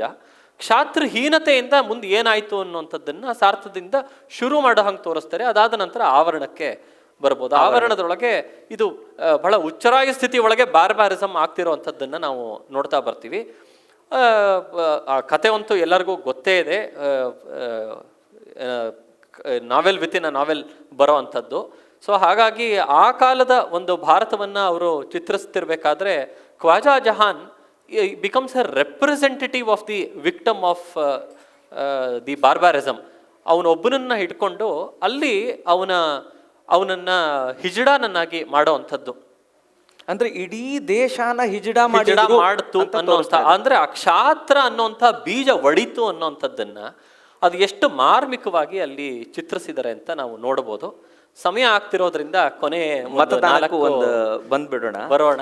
ಸ್ವಾತಂತ್ರ್ಯೋತ್ತರ ಭಾರತದಲ್ಲಿ ಇದೇ ರೀತಿಯ ರಾಜನೀತಿಯ ಪಾತ್ರವನ್ನು ನಾವು ನೋಡೋದಕ್ಕೆ ಬಂದರೆ ಅಲ್ಲಿ ಮತದಾನ ದಾಟು, ಅದಾದಮೇಲೆ ತಂತು ಅಂತೂ ಇದ್ದೇ ಇದೆ. ಇದು 3 ಮಹಾನ್ ಕಾದಂಬರಿಗಳು ಅಂತ ಹೇಳ್ಬೋದು. ಮತದಾನದೊಳಗೆ ಅಲ್ಲಿ ಮುಖ್ಯವಾಗಿ ನನಗನ್ಸೋ ಅಂಥದ್ದು ಅಲ್ಲಿ ಸ್ವಧರ್ಮ ಪರಿಪಾಲನೆ ಇಲ್ಲದೆ ಇದ್ದರೆ ಏನಾಗತ್ತೆ ಅನ್ನುವಂಥದ್ದನ್ನು ಶಿವಪ್ಪನ ಪಾತ್ರದಿಂದ, ಡಾಕ್ಟರ್ ಶಿವಪ್ಪನ ಪಾತ್ರದಿಂದ ಅಲ್ಲಿ ಭೈರಪ್ಪನವರು ನಮಗೆ ಕಾಣಿಸ್ತಾರೆ. ಮೂಲತಃ ಶಿವಪ್ಪನಿಗೆ ಸಮಾಜ ಸೇವೆ ಮಾಡಬೇಕು ಅನ್ನುವಂಥದ್ದು ಇರುತ್ತೆ. ಬಡವರಿಗೋಸ್ಕರ ತಾನು ತನ್ನ ವೈದ್ಯಕೀಯ ಪ್ರಾಕ್ಟೀಸ್ ಯಾವುದಿದೆಯೋ ಅದನ್ನು ನಡೆಸಬೇಕು, ಚಿಕಿತ್ಸೆ ಮಾಡಬೇಕು ಅನ್ನುವಂಥದ್ದೆಲ್ಲ ಇರುತ್ತೆ. ಆದರೆ ಹೆಚ್ಚಿನ ಜನರಿಗೆ ಈತ ಮಾಡಬೇಕು ಅಂತ ಅಂದ ತಕ್ಷಣಕ್ಕೇನೆ ಆತ ರಾಜಕೀಯವನ್ನು ಒಂದು ಟೂಲ್ ಅಂತ ಅಂದ್ಕೊಂಡು ಬಿಡ್ತಾನೆ. ರಾಜಕೀಯ ಯಾವತ್ತೂ ಒಂದು ಟೂಲ್ ಆಗಿ ಉಳ್ಕೊಳ್ಳೋಕೆ ಸಾಧ್ಯವಿಲ್ಲ. ಅದೇ ಕೋಡಗನ ಕೋಳಿ ನುಂಗಿತ್ತ ಅಂತ ಅದೇ ಇವನನ್ನು ನುಂಗುಬಿಡುತ್ತೆ. ಆ ರೀತಿ ಒಳಗೆ ಇವನು ರಾಜಕಾರಣಕ್ಕೆ ತುತ್ತಾಗಿ ಅಷ್ಟರೊಳಗೆ ಒಬ್ಬಳು ಹೆಣ್ಣು ಮಗಳ ಸಾವು ಆಗುತ್ತೆ. ಇವನು ಹೋಗಿ ಸರಿ ಸಮಯಕ್ಕೆ ಅವ್ರಿಗೆ ಚಿಕಿತ್ಸೆ ಕೊಡೋಕ್ಕೂ ಆಗೋದಿಲ್ಲ. ಅಲ್ಲಿ ಆಕೆ ತೀರ್ಕೊಳ್ತಾಳೆ. ಆ ತೀರ್ಕೊಂಡಿರೋ ಅಂಥದ್ದು ಭೈರಪ್ಪನವ್ರು ತೋರಿಸೋದೇನು ಅಂತಂದರೆ, ನನ್ನ ಸ್ವಧರ್ಮವನ್ನು ನಾನು ಮಾಡಲಿಲ್ಲ ಅಂತಂದರೆ ಅಲ್ಲಿಗೆ ಅದು ಜಾರದಾಗ ಅಲ್ಲಿ ಏನಾಗುತ್ತೆ, ಯಾವ ಅನಾಹುತ ಆಗ್ತಾ ಹೋಗುತ್ತೆ. ನಾನೇ ಮಾಡಬೇಕಾಗಿರೋಂಥ ಕೆಲಸಗಳು ನಾನು ಮಾಡ್ದೇನೆ ಮತ್ತಿನ್ನೇನೋ ಹೆಚ್ಚಿನದನ್ನು ಸಾಧಿಸ್ತೀನಿ ಅಂತ ಹೋದಾಗ ಏನಾಗ್ತಾ ಹೋಗುತ್ತೆ ಅನ್ನೋಂಥದ್ದು ಒಂದು. ಮತ್ತೆ ಅವನಿಗೆ ಇದರ ಪ್ರಜ್ಞೆ ಇಲ್ಲ, ಸ್ವಧರ್ಮದ ಪ್ರಜ್ಞೆ ಇಲ್ಲ ಅಂತ ತೋರಿಸೋದಕ್ಕೆ ಧ್ವನಿಯಾಗಿ ಆ ರಂಗಲಕ್ಷ್ಮಿಯನ್ನು ಇವನಿಗೆ ಇಲ್ಲ ಅನ್ನೋವಂಥದ್ದು. ರಂಗಲಕ್ಷ್ಮಿ ಎದುರುಗಡೆನೆ ಸಿಗ್ತಾಳೆ, ಪ್ರತ್ಯೇಕವಾಗಿ ಮಾತಾಡೋಕ್ಕೂ ಸಿಗ್ತಾಳೆ. ಆದರೆ ಇವನು ಒಮ್ಮೆಯೂ ಬಾಯಿ ಬಿಟ್ಟು ನಿನಗೆ ಏನು ಅನ್ನಿಸ್ತಾ ಇದೆ, ನೀನು ನನ್ನ ಜೊತೆಗಿದ್ರೆ ಏನು ಮಾಡ್ತೀಯ, ಇದು ಯಾವುದನ್ನು ಕೇಳ್ದೇನೆ ಮೌನವಾಗಿದ್ದೇ ಹೊರಗೆ ಬಂದಿರುವಂಥದ್ದಾಗುತ್ತೆ ಅವ್ರ ಮನೆಯಿಂದ. ಇದೆಲ್ಲ ಆದ ಮೇಲೆ ಕೊನೆಗೆ ಕ್ಲೈಮ್ಯಾಕ್ಸ್ ಒಳಗೆ ಮತ್ತೆ ವಾಪಸ್ಸು ರಂಗಲಕ್ಷ್ಮಿ ನರ್ಸ್ ಆಗಿ ಬರ್ತಾ ಹೋಗ್ತಾಳೆ. ಇದನ್ನು ಪ್ರಾಯಶಃ ಮೊದಲೇ ಕಂಡುಕೊಂಡಿದ್ದಿದ್ರೆ ವೈವಾಹಿಕ ಜೀವನವೂ ಆಗ್ತಿತ್ತು, ತಾಯಿನೂ ಉಳಿಬೋದಾಗಿತ್ತು, ಇವನ್ ಸರಿ ಹೋಗ್ತಿತ್ತು ಅಂತ. ಮತದಾನದ ಕೊನೆ ಘಟ್ಟದಲ್ಲಿ ಅವನಿಗೆ ಅವನ ಸ್ವಧರ್ಮದ ಅರಿವಾಗುತ್ತೆ. ನಾನು ಹೆಚ್ಚಿನ ಜನಕ್ಕೆ ನಾನು ಸೇವೆ ಮಾಡಬೇಕು ಅಂತಂದರೆ ರಾಜಕೀಯನೇ ಬೇಕು ಅಂತ ಏನೂ ಇಲ್ಲ, ಅದು ಅಲ್ಲದೇನೂ ಮಾಡ್ಬೋದು ಅಂತ ಹೇಳ್ತಾ ಹೋಗ್ತಾನೆ. ಹಾಗಾಗಿ ಆ ಒಂದು ರಾಜಕಾರಣ ಅನ್ನೋವಂಥದ್ದು ಜೋರಾಗಿ ನಡೀತಾ ಇದ್ರೂ ಅದರ ಸೂತ್ರದಲ್ಲಿ ಬರೋ ಅಂಥದ್ದು ಸ್ವಧರ್ಮದ ಒಂದು ಮೌಲ್ಯ ಅಂತ ನನಗೆ ಅನಿಸುತ್ತೆ. ಮತದಾನ ತುಂಬ ಚಿಕ್ಕ ಕಾದಂಬರಿ. ಅದರೊಳಗೆ ವಂಶವೃಕ್ಷ ಒಂದು ಬರೆದ ಮೇಲೆ ಶ್ರಮ ಪರಿಹಾರಕ್ಕೆ ಮತದಾನ ಬರೆದ್ರು ಅನ್ನೋದು ಒಂದು ಇದಿದೆ. ಆ ಶ್ರಮ ಪರಿಹಾರಕ್ಕೆ ಬರೆದಿದ್ದ ಕಾದಂಬರಿ ಒಳಗೆ ಎಷ್ಟು ಸ್ವಾರಸ್ಯಗಳಿದೆ ಅಂತ ನಾವು ನೋಡೋಣ. ಇವತ್ತು ನೋಡಿದರೆ it has so much of resonance and relevance for even today. ಅವ್ರು ಬರಿತಾ ಹೋಗ್ತಾರೆ, ಯಾವುದೋ ಒಂದು ಕಾಲದಲ್ಲಿ ಜೈಲಿಗೆ ಅದು ಏನಕ್ಕೆ ಹೋಗಿದ್ರು, ಬಂದ ತಕ್ಷಣ ನಾ ಜೈಲಿಗೆ ಹೋಗಿದ್ದೆ ಅಂತ MLA ಆಗಿಬಿಡ್ತಾರೆ ಒಬ್ಬರು. ಆಮೇಲೆ ಆ ಅಧಿಕಾರನ ಉಳಿಸ್ಕೊಳ್ಳೋದಕ್ಕೆ ಎಷ್ಟೆಲ್ಲ ಪ್ರಯತ್ನ ಮಾಡ್ತಾರೆ ಅನ್ನೋದು. ಅಂದರೆ ಅವಾಗ 5 ರೂಪಾಯಿ ಕೊಡ್ತಾ ಇದ್ರು ಅಂತ, ಅಂದರೆ ದುಡ್ಡು ಕೊಡ್ತಿದ್ರು ಅನ್ನೋದು ಇವತ್ತು ಎಷ್ಟು ರಿಲೆವೆಂಟು. ಎಲ್ಲ ಭಾಗ್ಯಗಳು ಅವು ಇವು ಏನು ನಾವು ನೋಡ್ತಾ ಇದ್ದೀವಲ್ಲ, ಅಂದರೆ 1950s 60s ಟೈಮಿಂದ ಬರಿತಾ ಇರೋದು ಭೈರಪ್ಪನವರು. ಆವಾಗ ಇದನ್ನು ಬರಿತಾ ಇದ್ದಾರೆ. ಮತ್ತು ನಾವು ಕೇಳಿದ್ದೀವಿ ಏನು ಅಂತಂದರೆ, ಹೀಗೆ ಕಿಡ್ನ್ಯಾಪ್ ಮಾಡಿಬಿಡೋದು ಕ್ಯಾಂಡಿಡೇಟನ್ನೇ, ಈ ಥರದ್ದೆಲ್ಲ ಎಷ್ಟು ಚೆನ್ನಾಗಿ ತೋರಿಸಿದ್ದಾರೆ ಅದರೊಳಗೆ ಅಂತಂದರೆ, ಶಿವಪ್ಪನ್ನ ಹಿಂಗೆ ಮುಂದೆ ಇಟ್ಟು, ಅಂದರೆ ಈಗ ವೋಟ್ ಹೊಡೆಯೋದು ಅಂತ ನಾವು ಅಂತೀವಲ್ಲ, ಅಂದರೆ ಅವ್ರು ಯಾರು MLA ಇದ್ನಲ್ಲ ಮತ್ತು ಮಿನಿಸ್ಟ್ರು ಆಗಿದ್ನಲ್ಲ, ಅವನು ವೋಟ್ ಬ್ಯಾಂಕ್ ಯಾವುದು ಅಂತ ನೋಡಿಕೊಂಡು ಅದಕ್ಕೆ ಈ ಡಾಕ್ಟರ್ ಶಿವಪ್ಪ ಅಪೀಲ್ ಆಗ್ತಾನೆ ಅಂತ ನೋಡಿ ಅವರನ್ನ ಕ್ಯಾಂಡಿಡೇಟ್ ಅಂತ ನಿಲ್ಲಿಸಿ, ಕೊನೆ ಟೈಮ್ನಲ್ಲಿ ಆ ಶಿವಪ್ಪನ ಅಬ್ಡಕ್ಷನ್ ಮಾಡಿಬಿಟ್ರೆ ಅವ್ರದ್ದು ಅಷ್ಟು ವೋಟ್ ಬ್ಯಾಂಕು ಹಾಳಾಗಿ ಹೋಗುತ್ತೆ, ಇವ್ರಿಗೆ ಸಿಗುತ್ತೆ ಅಂಥೇಳಿ ಅದನ್ನು ಮಾಡಿದ್ದು. ಈ ಥರದ್ದೆಲ್ಲ ನೋಡ್ತೀವಿ. ಇನ್ನೂ ಒಂದು ಭಾಳ ಇಂಟ್ರೆಸ್ಟಿಂಗ್ ಆಸ್ಪೆಕ್ಟ್ ಇದೆ. ಇವತ್ತು ನಾವು ಕರ್ನಾಟಕ ರಾಜ್ಯದಲ್ಲಿ, ಅವಾಗ ಕರ್ನಾಟಕದ ಏಕೀಕರಣ ಟೈಮು, ಅದನ್ನು ಹೇಗೆ ತಗೊಳ್ತಾರೆ ಅಂತಂದರೆ, ಎಲ್ಲ ಏಕೀಕರಣ ಆಗಬೇಕು ಅಂತ ಇದು ಮಾಡ್ತಾ ಇರ್ತಾರೆ. ಒಬ್ಬ ಕೇಳ್ತಾರೆ, ಅಲ್ಲಯ್ಯ ನಿನಗೆ ಯಾಕಯ್ಯ ಏಕೀಕರಣ, ನೀನು ಇಲ್ಲಿ ಸೌತ್ ಕರ್ನಾಟಕದಲ್ಲಿದೆಯಾ, ಏಕೀಕರಣ ಆದರೆ ನಾರ್ತ್ ಕರ್ನಾಟಕದವ್ರದ್ದೇನೆ ನಂಬರ್ಸ್ ಜಾಸ್ತಿ ಆಗಿಬಿಡುತ್ತೆ MLAಗಳದು, ನೀನು ಏಕೀಕರಣ ಕೊಡದಾಡಿದ್ರೆ ಕೊನೆಗೆ ನಿನಗೇ ಪೆಟ್ಟು ಅಂತ. ಅಂದ್ರೆ 1950s 60s ಬರೀತಿರ್ಬೇಕಾದ್ರೆ ಅವ್ರು ಇದನ್ನು ಬರ್ದಿದ್ದಾರೆ. ಇವತ್ತು ಏನಾಗ್ತಾ ಇದೆ, ರಾಜಕೀಯದ ಡೆಮೋಗ್ರಫಿ 1960s ಬರೆದಿದ್ದು, ಮತ್ತೆ ದಿ ಟೈಮ್ಲೆಸ್ ಎಸೆನ್ಸ್ ಆಫ್ ರಾಜಕೀಯ 1960s ಬರೆದಿರೋಂಥದ್ದು ಇವತ್ತಿಗೂ ರೆಲೆವೆಂಟ್ ಆಗಿ ಕೂತಿರೋವಂಥದ್ದನ್ನು ನಾವು ಅದರಲ್ಲಿ ನೋಡ್ಬೋದು. ಅದಾದ ನಂತರ ದಾಟು ಹೇಳಿದ್ರೆ ನಾನು ತಂತುಗೆ ಬರ್ತೀನಿ. ಆಗಲಿ, ದಾಟಿಸ್ಬಿಡ್ತೀನಿ ಬೇಗ.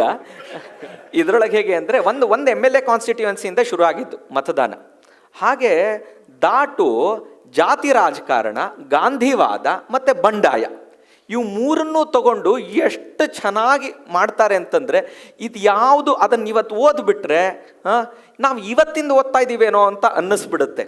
ಮತ್ತು ಭೈರಪ್ಪನವ್ರ ಕಾದಂಬರಿಗಳಲ್ಲಿ ಏನೂ ಹಾಸ್ಯ ಇರಲ್ಲ ಅಂತ, ಅದರೊಳಗೆ ನೋಡ್ಬಿಡಿ, ಏನೂ ಬೇಡ, ಗಲ್ಡ ಗಲ್ಡ ಅಂತಿದ್ದವನು ಮಿನಿಸ್ಟರ್ ಆದ, ಗರುಡ ಅಂತ ಇದ್ದವ್ರು ನಾವು ಮೇಷ್ಟ್ರಾಗಿದ್ದೀವಿ ಅಂತ ಅಂತಾರೆ.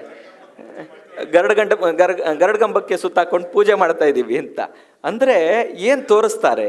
ಮತ್ತು ಅದರೊಳಗೆ ಇನ್ನೂ ಅಂದರೆ ಜಾತಿ ಜಾತಿ ರಾಜಕಾರಣದಲ್ಲಿ ಒಳಗಿನ ಜಾತಿ, ಈಗ ಬ್ರಾಹ್ಮಣ ಪಂಗಡದಲ್ಲಿ ತ್ರಿಮತಸ್ಥರು ಅಂತ ಏನಂತಾರಲ್ಲ, ಫಸ್ಟ್ ಒಂದು 4-5 ಪುಟ ನೋಡಿಬಿಡಿ. ಅದರೊಳಗೆ ಒಂದು ಶ್ರಾದ್ದದ ಊಟದಲ್ಲಿ ಯಾರ್ಯಾರು ಎಲ್ಲೆಲ್ಲಿ ಕೂತಿದ್ರು, ಏನೇನು ಮಾತಾಡಿಕೊಂಡ್ರು ಅಂತ ನೋಡಿಬಿಟ್ರೆ ಆ ಬರೀ 2 ಜಾತಿದಲ್ಲ, ಆ ಜಾತಿಯೊಳಗೆ ಏನೇನು ನಡೀತಾ ಇದೆ ಅನ್ನೋದು ಕಾಣುತ್ತೆ.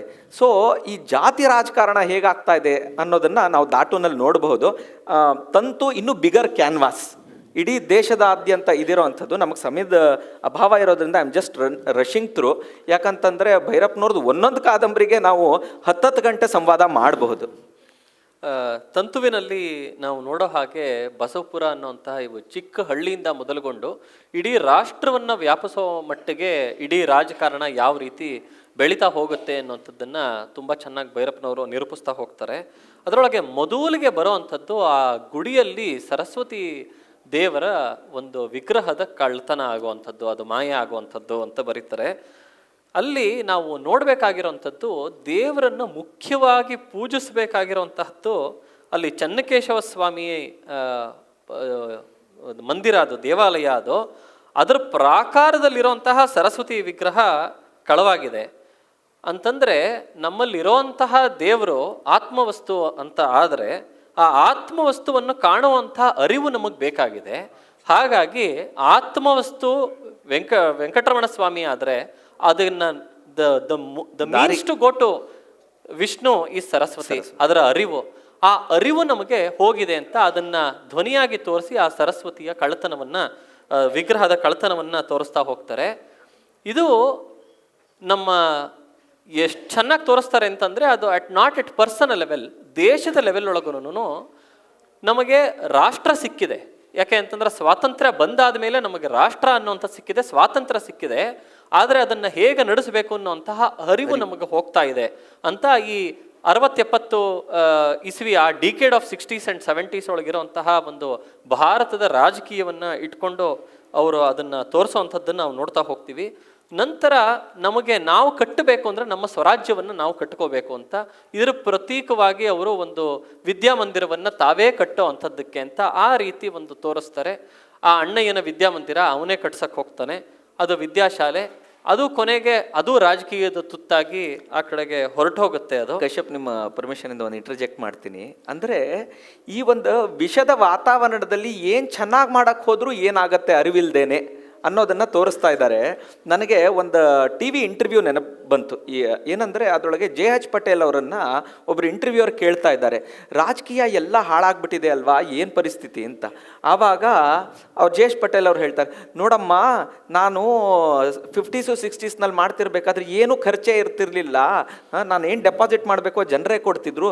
ಇವತ್ತು ಅಂದರೆ ಒಂದು 250 ರೂಪಾಯಿ ಅವಾಗ ಡೆಪಾಸಿಟ್ ಇತ್ತು, ಇವಾಗ 250 ರೂಪಾಯಿಗೆ ಒಂದು ಓಟ್ ಬರಲ್ಲ ಅಂತ. ಹಾಗಾದ್ರೆ ಏನಾಯಿತು ಅಂತಂದಾಗ ಅವ್ರು ಹೇಳ್ತಾರೆ, ನೋಡಮ್ಮ, ಅವ್ರದ್ದು ಉದಾಹರಣೆಗಳು ಗೊತ್ತಲ್ಲ JH ಪಟೇಲ್ ಅವ್ರದ್ದು, ಮಾರ್ಮಿಕವಾಗಿರುತ್ತೆ, ಆದರೆ ಯಾವ ಲೆವೆಲ್ದಿರುತ್ತೆ ಅನ್ನೋದು ನಾವು ನೋಡ್ಕೊಳ್ಬೇಕು. ಒಂದು ಹೆಂಡದ ಹೊಳೆ ಇರುತ್ತೆ, ಅದರೊಳಗಿಂದ ಒಂದು ಚೊಂಬು ಹಿಂಗೆ ತೆಗೆದು ನೀರು ಬರುತ್ತೆ ಅನ್ನೋಕ್ಕಾಗತ್ತಾ? ಸೊ ಸಮಾಜನೇ ಹಿಂಗೆ ಆಗ್ಬಿಟ್ಟ ಮೇಲೆ ಮತ್ತು ಅದರಿಂದಾನೇ ರಾಜಕಾರಣಿಗಳು ಬರೋದು ಅಂತ ಅಂತಾರೆ.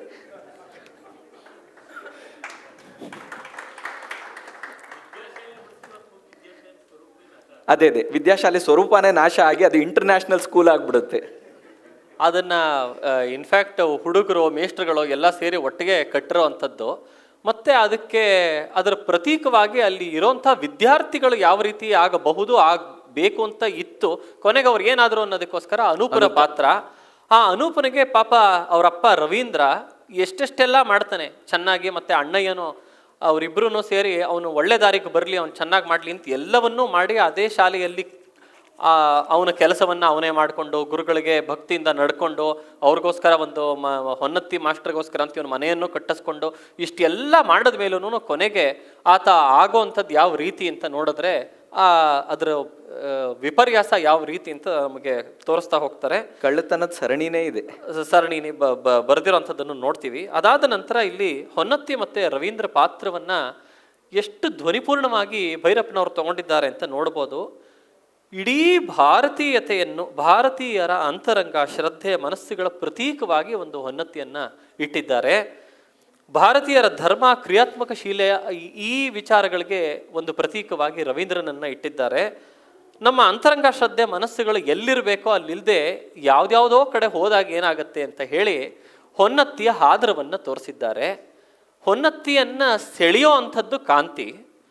ಆ ಕಾಂತಿ ಆವಾಗಿನ ಯಾವ ಪ್ರೈಮ್ ಮಿನಿಸ್ಟರ್ಗೆ ಹೋಲಿಕೆ ಆಗಿತ್ತು ಅನ್ನುವಂಥದ್ದಂತೂ ಬಹಳ ಸುಲಭವಾಗಿ ನಮಗೆ ತಂತು ಕಾದಂಬರಿ ಒಳಗೆ ಗೊತ್ತಾಗ್ತಾ ಹೋಗುತ್ತೆ. ಕಾಂತಿಗೂ ಶೀತಲ್ಗುನು ಒಟ್ಟಿಗೆ ಜೊತೆಗಿರೋ ಅಂಥವ್ರು. She is the front face, back side ಎಲ್ಲರೂ ಇರೋ ಅಂಥದ್ದು. ಅವ್ರ ಅಪ್ಪನ ಒಂದು ಕಾರ್ಖಾನೆಯಲ್ಲಿ ಅವಳ ಒಂದು ಬಿಸ್ನೆಸ್ ನಡೀತಾ ಇರುತ್ತೆ. ಇಲ್ಲೂ ಇಂದಿರಾ ಗಾಂಧಿಗೆ ಅವ್ರ ಅಪ್ಪ ಕಟ್ಕೊಟ್ಟಿದ್ದು ಬುತ್ತಿ ಇತ್ತು, ಅದರಿಂದ ನಡೀತಾ ಇತ್ತು. ಕೆಲಸ ಮಾಡೋದೆಲ್ಲ ಕಾರ್ಯಕರ್ತರು, ಮುಂದ್ಗಡೆ ಫೇಸ್ ಮಾತ್ರ ಇಂದಿರಾ ಗಾಂಧಿದು. ಅದೇ ರೀತಿ ಕೆಲಸ ಮಾಡ್ತಿದ್ದೆಲ್ಲ ಶೀತಲ್ಲು, ಮುಂದ್ಗಡೆ ಫೇಸು ಕಾಂತಿದು. ಕೊನೆಗೆ ಅವರಿಬ್ಬರಲ್ಲಿ ಬಿರುಕು ಬಿಡ್ತು. ಕಾಂಗ್ರೆಸ್ ಐ ಕಾಂಗ್ರೆಸ್ ಆರ್ ಬಿರುಕಾಯ್ತು. ಇದು ಎರಡು ಬಿರುಕಾದ ನಂತರ ಇವಳು ಅವ್ರದಿಂದ ಏನೂ ಇಲ್ಲವೇ ಇಲ್ಲ, ನಾನೇ ಇಲ್ಲ ಅಂತನ್ಬಿಟ್ಟು ತಾನು ಇಟ್ಕೊಂಡ್ಲು. ಈ ಒಂದು ಬಿರುಕನ್ನು ತೋರಿಸಿರೋ ಅಂಥದ್ರೊಳಗೂ ಈ ಧ್ವನಿಯನ್ನು ನಾವು ಕಂಟಿನ್ಯೂಸ್ ಆಗಿ ಕಾಣ್ತಾ ಬರ್ತೀವಿ. ನಂತರ ಕಮ್ಯುನಿಸ್ಟರ ಸಹವಾಸವನ್ನು ಮಾಡಿ ಕೊನೆಗೆ ಯಾವುದು ತುತ್ತು ಅವ್ರಿಗೆ ಕೊಡಬೇಕಾಯ್ತು ಅನ್ನೋದನ್ನು ನೋಡೋದಕ್ಕೆ ಹರಿಶಂಕರನ ಪಾತ್ರವನ್ನು ತಗೊಂಡು ಬರ್ತಾರೆ. ಆ ಹರಿಶಂಕರ ಬಂದುಬಿಟ್ಟು ಇವಳಿಗೇನೋ ಹೆಲ್ಪ್ ಮಾಡ್ತೀನಿ ಅಂತ ಬಂದು ಕೊನೆಗೆ ಕಾಂತಿಗೆನೇ ಮೋಸನೂ ಮಾಡಿ ಹೋಗೋ ಅಂಥದ್ದನ್ನು ನಾವು ನೋಡ್ತೀವಿ. ಆದಷ್ಟು ದುಡ್ಡನ್ನು ಆತ ನುಂಗು ಬಿಡ್ತಾನೆ, ಅವನು ಆತನ ಮಗ ಎಲ್ಲನೂ ಸೇರಿ. ಆ ರೀತಿಯಲ್ಲಿ ನಮ್ಮ ಭಾರತೀಯ ರಾಜಕಾರಣದಲ್ಲಿ ಏನೇನಾಗ್ತಿತ್ತೋ ಅದನ್ನು ಒಂದು ಪಾತ್ರದ ಮಟ್ಟಿಗೆ ಇಳಿಸಿ ಆ ಪಾತ್ರದಲ್ಲಿ ಇದನ್ನ ತೋರಿಸಿರೋ ಅಂಥದ್ದು ಇದೆಯಲ್ಲ, ಅದು ಭೈರಪ್ಪನವರ ಜಾಣ್ಮೆ. ಅದು ಅಲ್ಲಿ ಗೊತ್ತಾಗ್ತಾ ಹೋಗುತ್ತೆ.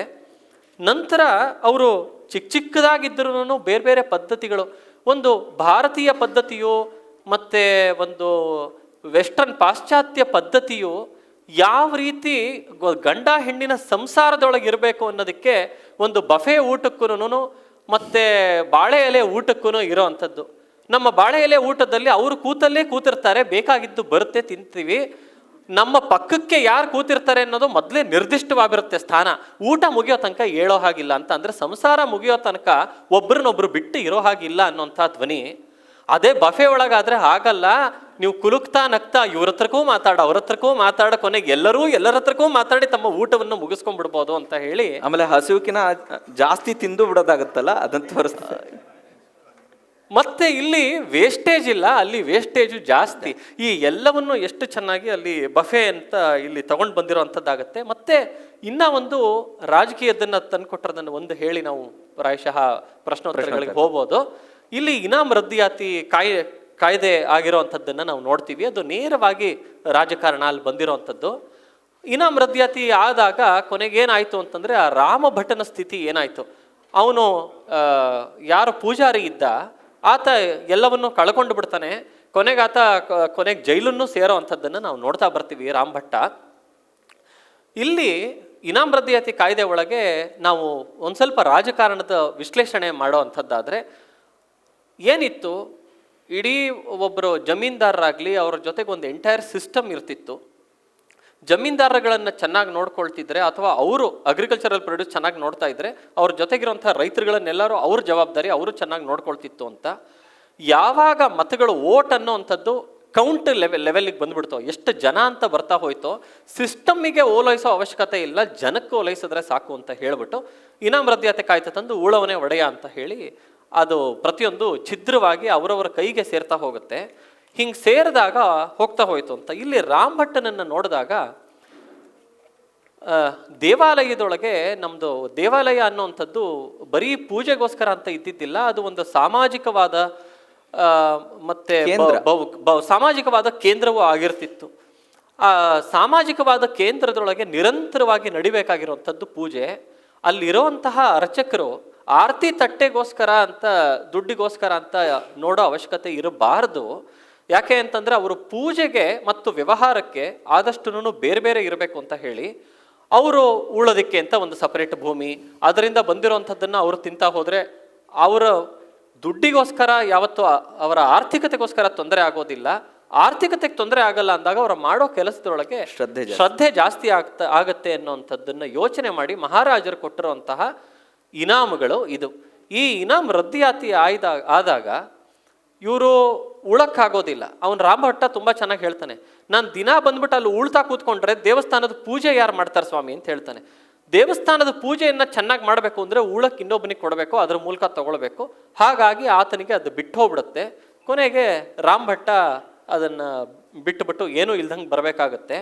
ಮತ್ತು ಅವನಿಗೆ ಈ ವ್ಯವಹಾರದ್ದು ಏನು ಇರಬಾರ್ದು ಅಂತ ಕೊನೆಗೆ ಒಂದು ಜೈಲೊಳಗೆ ಅನ್ನ ಬಿಟ್ಟರು ಅಂತವನು ಯಾವತ್ತು ಒಂದು ದಿನ ಸರ್ಕಾರದ ಅನ್ನ ತಿಂತಾನೋ ಅವತ್ತಾತ ಸತ್ತು ಹೋಗ್ತಾನೆ.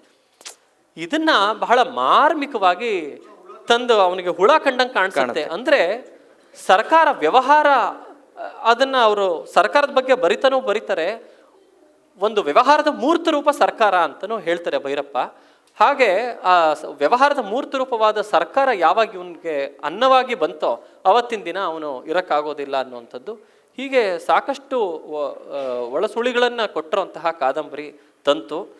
3:45 ಆಗಿದೆ. ಸಭಿಕರಲ್ಲಿ ಏನಾದರೂ ಪ್ರಶ್ನೆಗಳಿದ್ದರೆ ಕೇಳಬಹುದು. ಅಂದರೆ ಅದರೊಳಗೆ ಹೇಳ್ತಾ ಎಟರ್ನಲ್ ವ್ಯಾಲ್ಯೂಸಿಂದ ಟ್ರಾನ್ಸಾಕ್ಷನಲ್ ಥಿಂಗ್ಸಿಗೆ ಬಂದುಬಿಟ್ರೆ ಏನಾಗುತ್ತೆ, ವ್ಯಾಲ್ಯೂಸನ್ನು ಬಿಟ್ಟು ಟ್ರಾನ್ಸಾಕ್ಷನ್ಗೆ ಇಳಿದು ಬಿಟ್ರೆ ಏನಾಗುತ್ತೆ ಅನ್ನೋದನ್ನು ಸರ್ಕಾರ ಅದು ತೋರಿಸ್ತಾ ಇದೆ. ಹಾಂ, ಹೇಳಿ.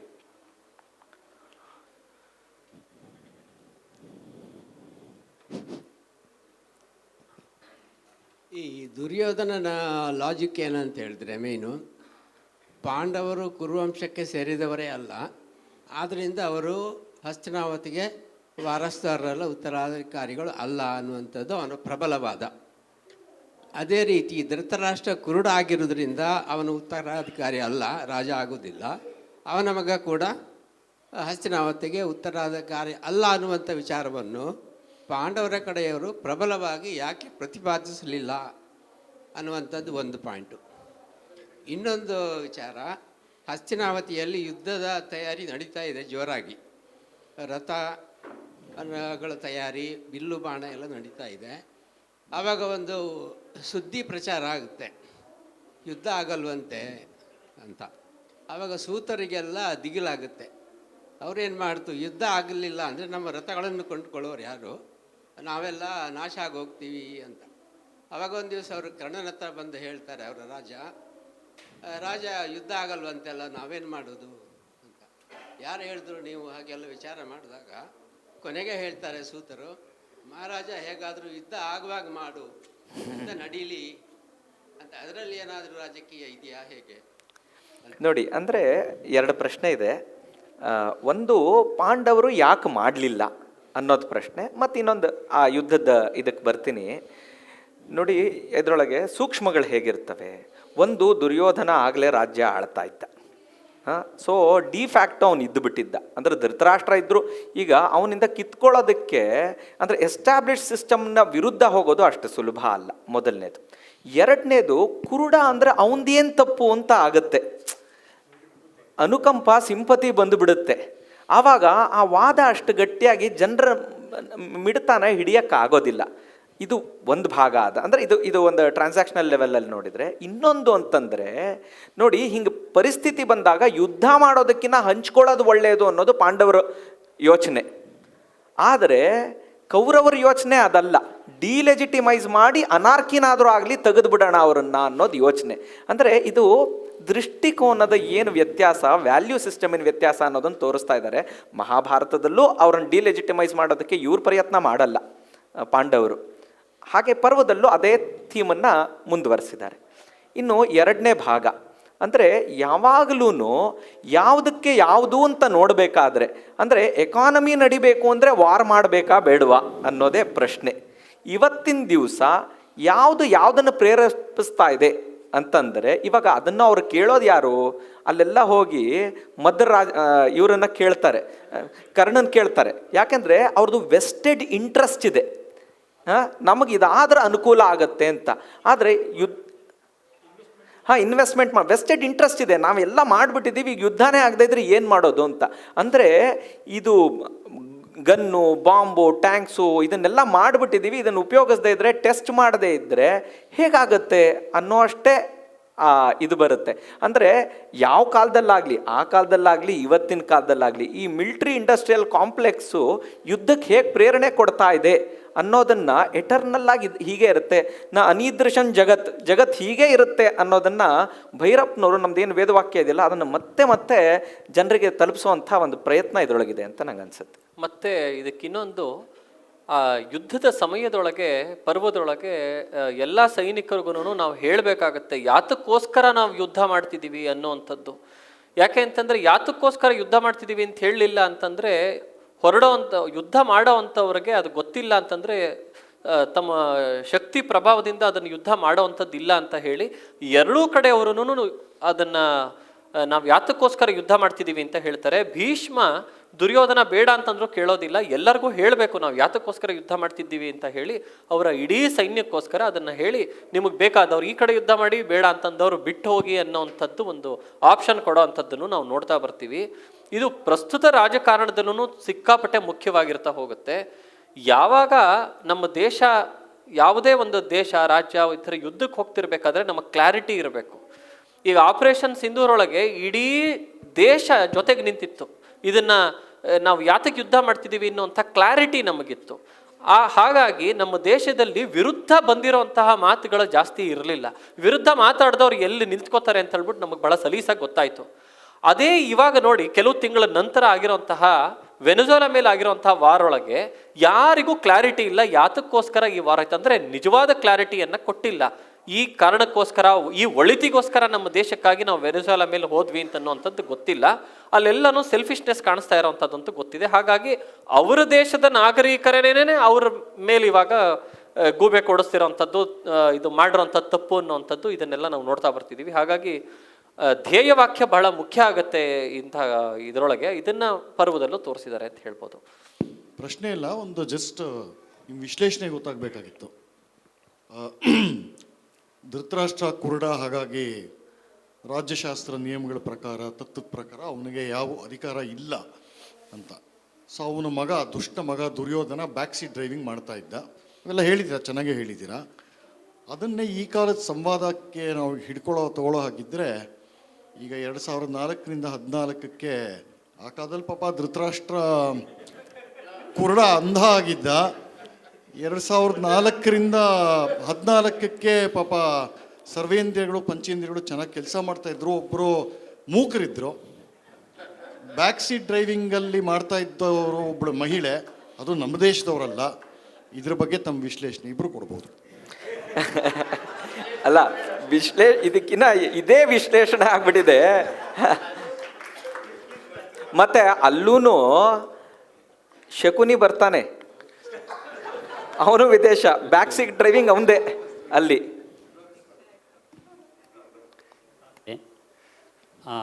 ಎರಡು ಸಣ್ಣ ಒಂದು ಪ್ರಶ್ನೆ.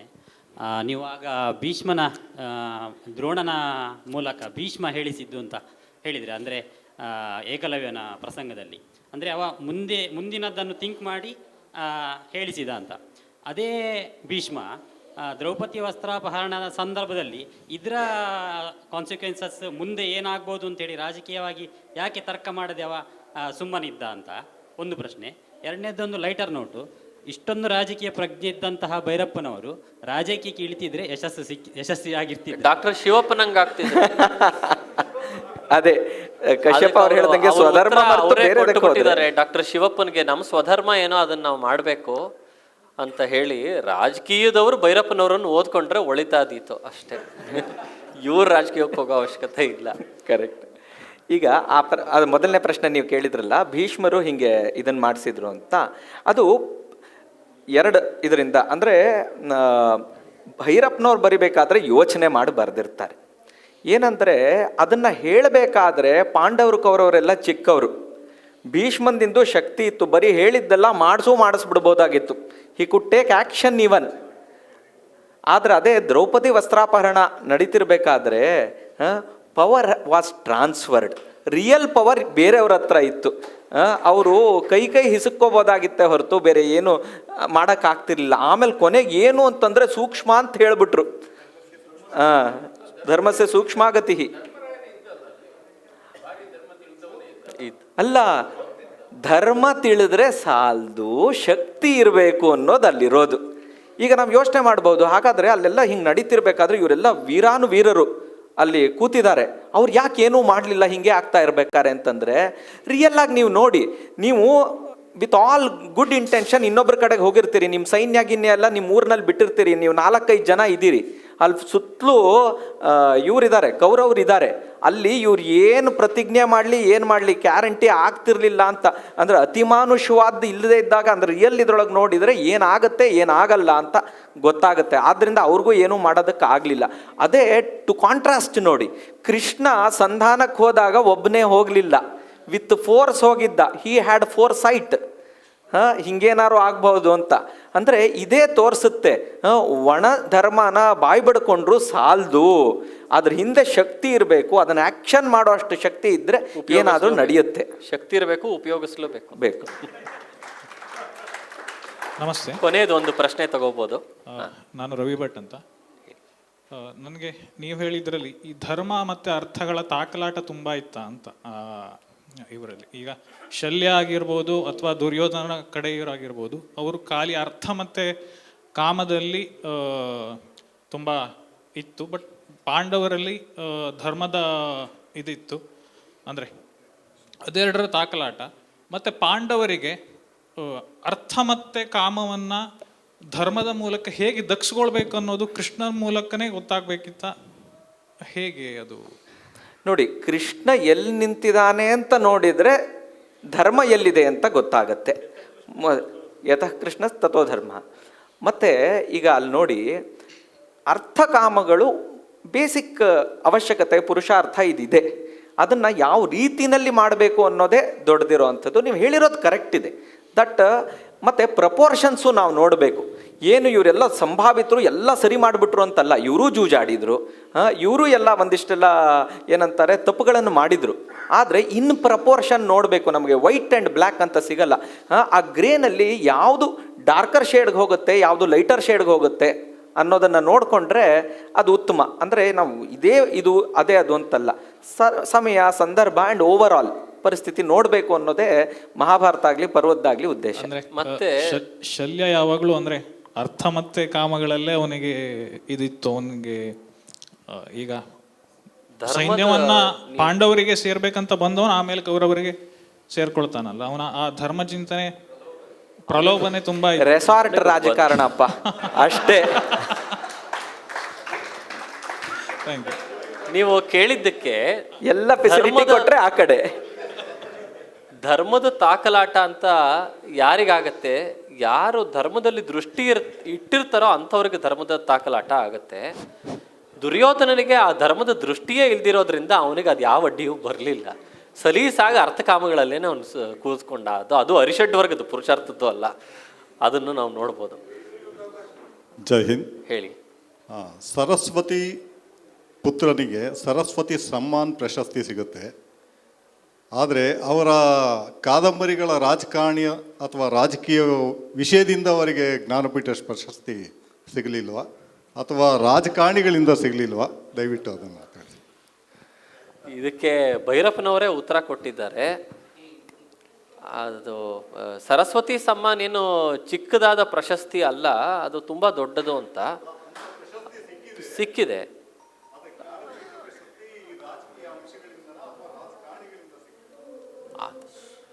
ಏನು ಇದು ಹೇಗೆ ಹೇಳೋದು? ಈಗ ಜ್ಞಾನಪೀಠ ಪ್ರಶಸ್ತಿಯನ್ನು ಮೊದಲು ಕರ್ನಾಟಕಕ್ಕೆ ತಂದುಕೊಟ್ಟವರು ಕುವೆಂಪು. ಕುವೆಂಪು ಅವರ ಕಾವ್ಯವನ್ನು ನಾವು ತುಂಬ ಆಧರಿಸ್ತೀವಿ, ಕುವೆಂಪು ಅವರನ್ನು ಆಧರಿಸ್ತೀವಿ. ಅವರ ಜ್ಞಾನಪೀಠ ಬಂದಿದ್ದು ಬಹಳ ಒಳ್ಳೆಯದು ಅಂತಲೂ ನಾವು ಹೇಳ್ತೀವಿ. ಸರಸ್ವತಿ ಸಮ್ಮಾನ್ ಪ್ರಶಸ್ತಿ ಮೊದಲು ನಮಗೆ ತಂದುಕೊಟ್ಟಿದ್ದು ಭೈರಪ್ಪನವರು. ನಮ್ಮನ್ನು ಅವರನ್ನು ಅದೇ ರೀತಿ ಒಳಗೆ ನೋಡಿ ನಾವು ಗೌರವಿಸ್ತಾ ಹೋಗ್ತೀವಿ. ಅದು ಏನಂದರೆ, ಈ ಪ್ರಶಸ್ತಿಗಳಲ್ಲೆಲ್ಲ ನಾವು ನೋಡೋ ಅಂಥದ್ದು ಒಂದೇ, ಹಲವರು ಯಾರು ಇನ್ಎಲಿಜಿಬಲ್ಲು ಆ ಥರ ಸುಮಾರು ಜನಕ್ಕೆ ಸಿಕ್ಕಿರಬಹುದು, ಕೆಲವರು ಎಲಿಜಿಬಲ್ ಅವ್ರಿಗಾರು ಸಿಕ್ತು ಅನ್ನೋ ಅಂಥ ಸಮಾಧಾನ ಇರುತ್ತೆ ಹೊರತು ಅದಕ್ಕಿಂತ ಹೆಚ್ಚಿನದು ಇನ್ನೇನು ಇಲ್ಲ ಅಂತ ಹೇಳ್ಬೋದು. ಸಮಯ 4 ಗಂಟೆ ಆಗಿದೆ. ತಾವೆಲ್ಲರೂ ಇಷ್ಟೊತ್ತು ಕೂತ್ಕೊಂಡು ಕೇಳಿದ್ದೀರಿ. ಹಾಗಾಗಿ ಎಲ್ಲ ಸಹೃದಯರಿಗೂ ನಮ್ಮ ಅನಂತ ವಂದನೆಗಳು. ನಮಸ್ಕಾರ.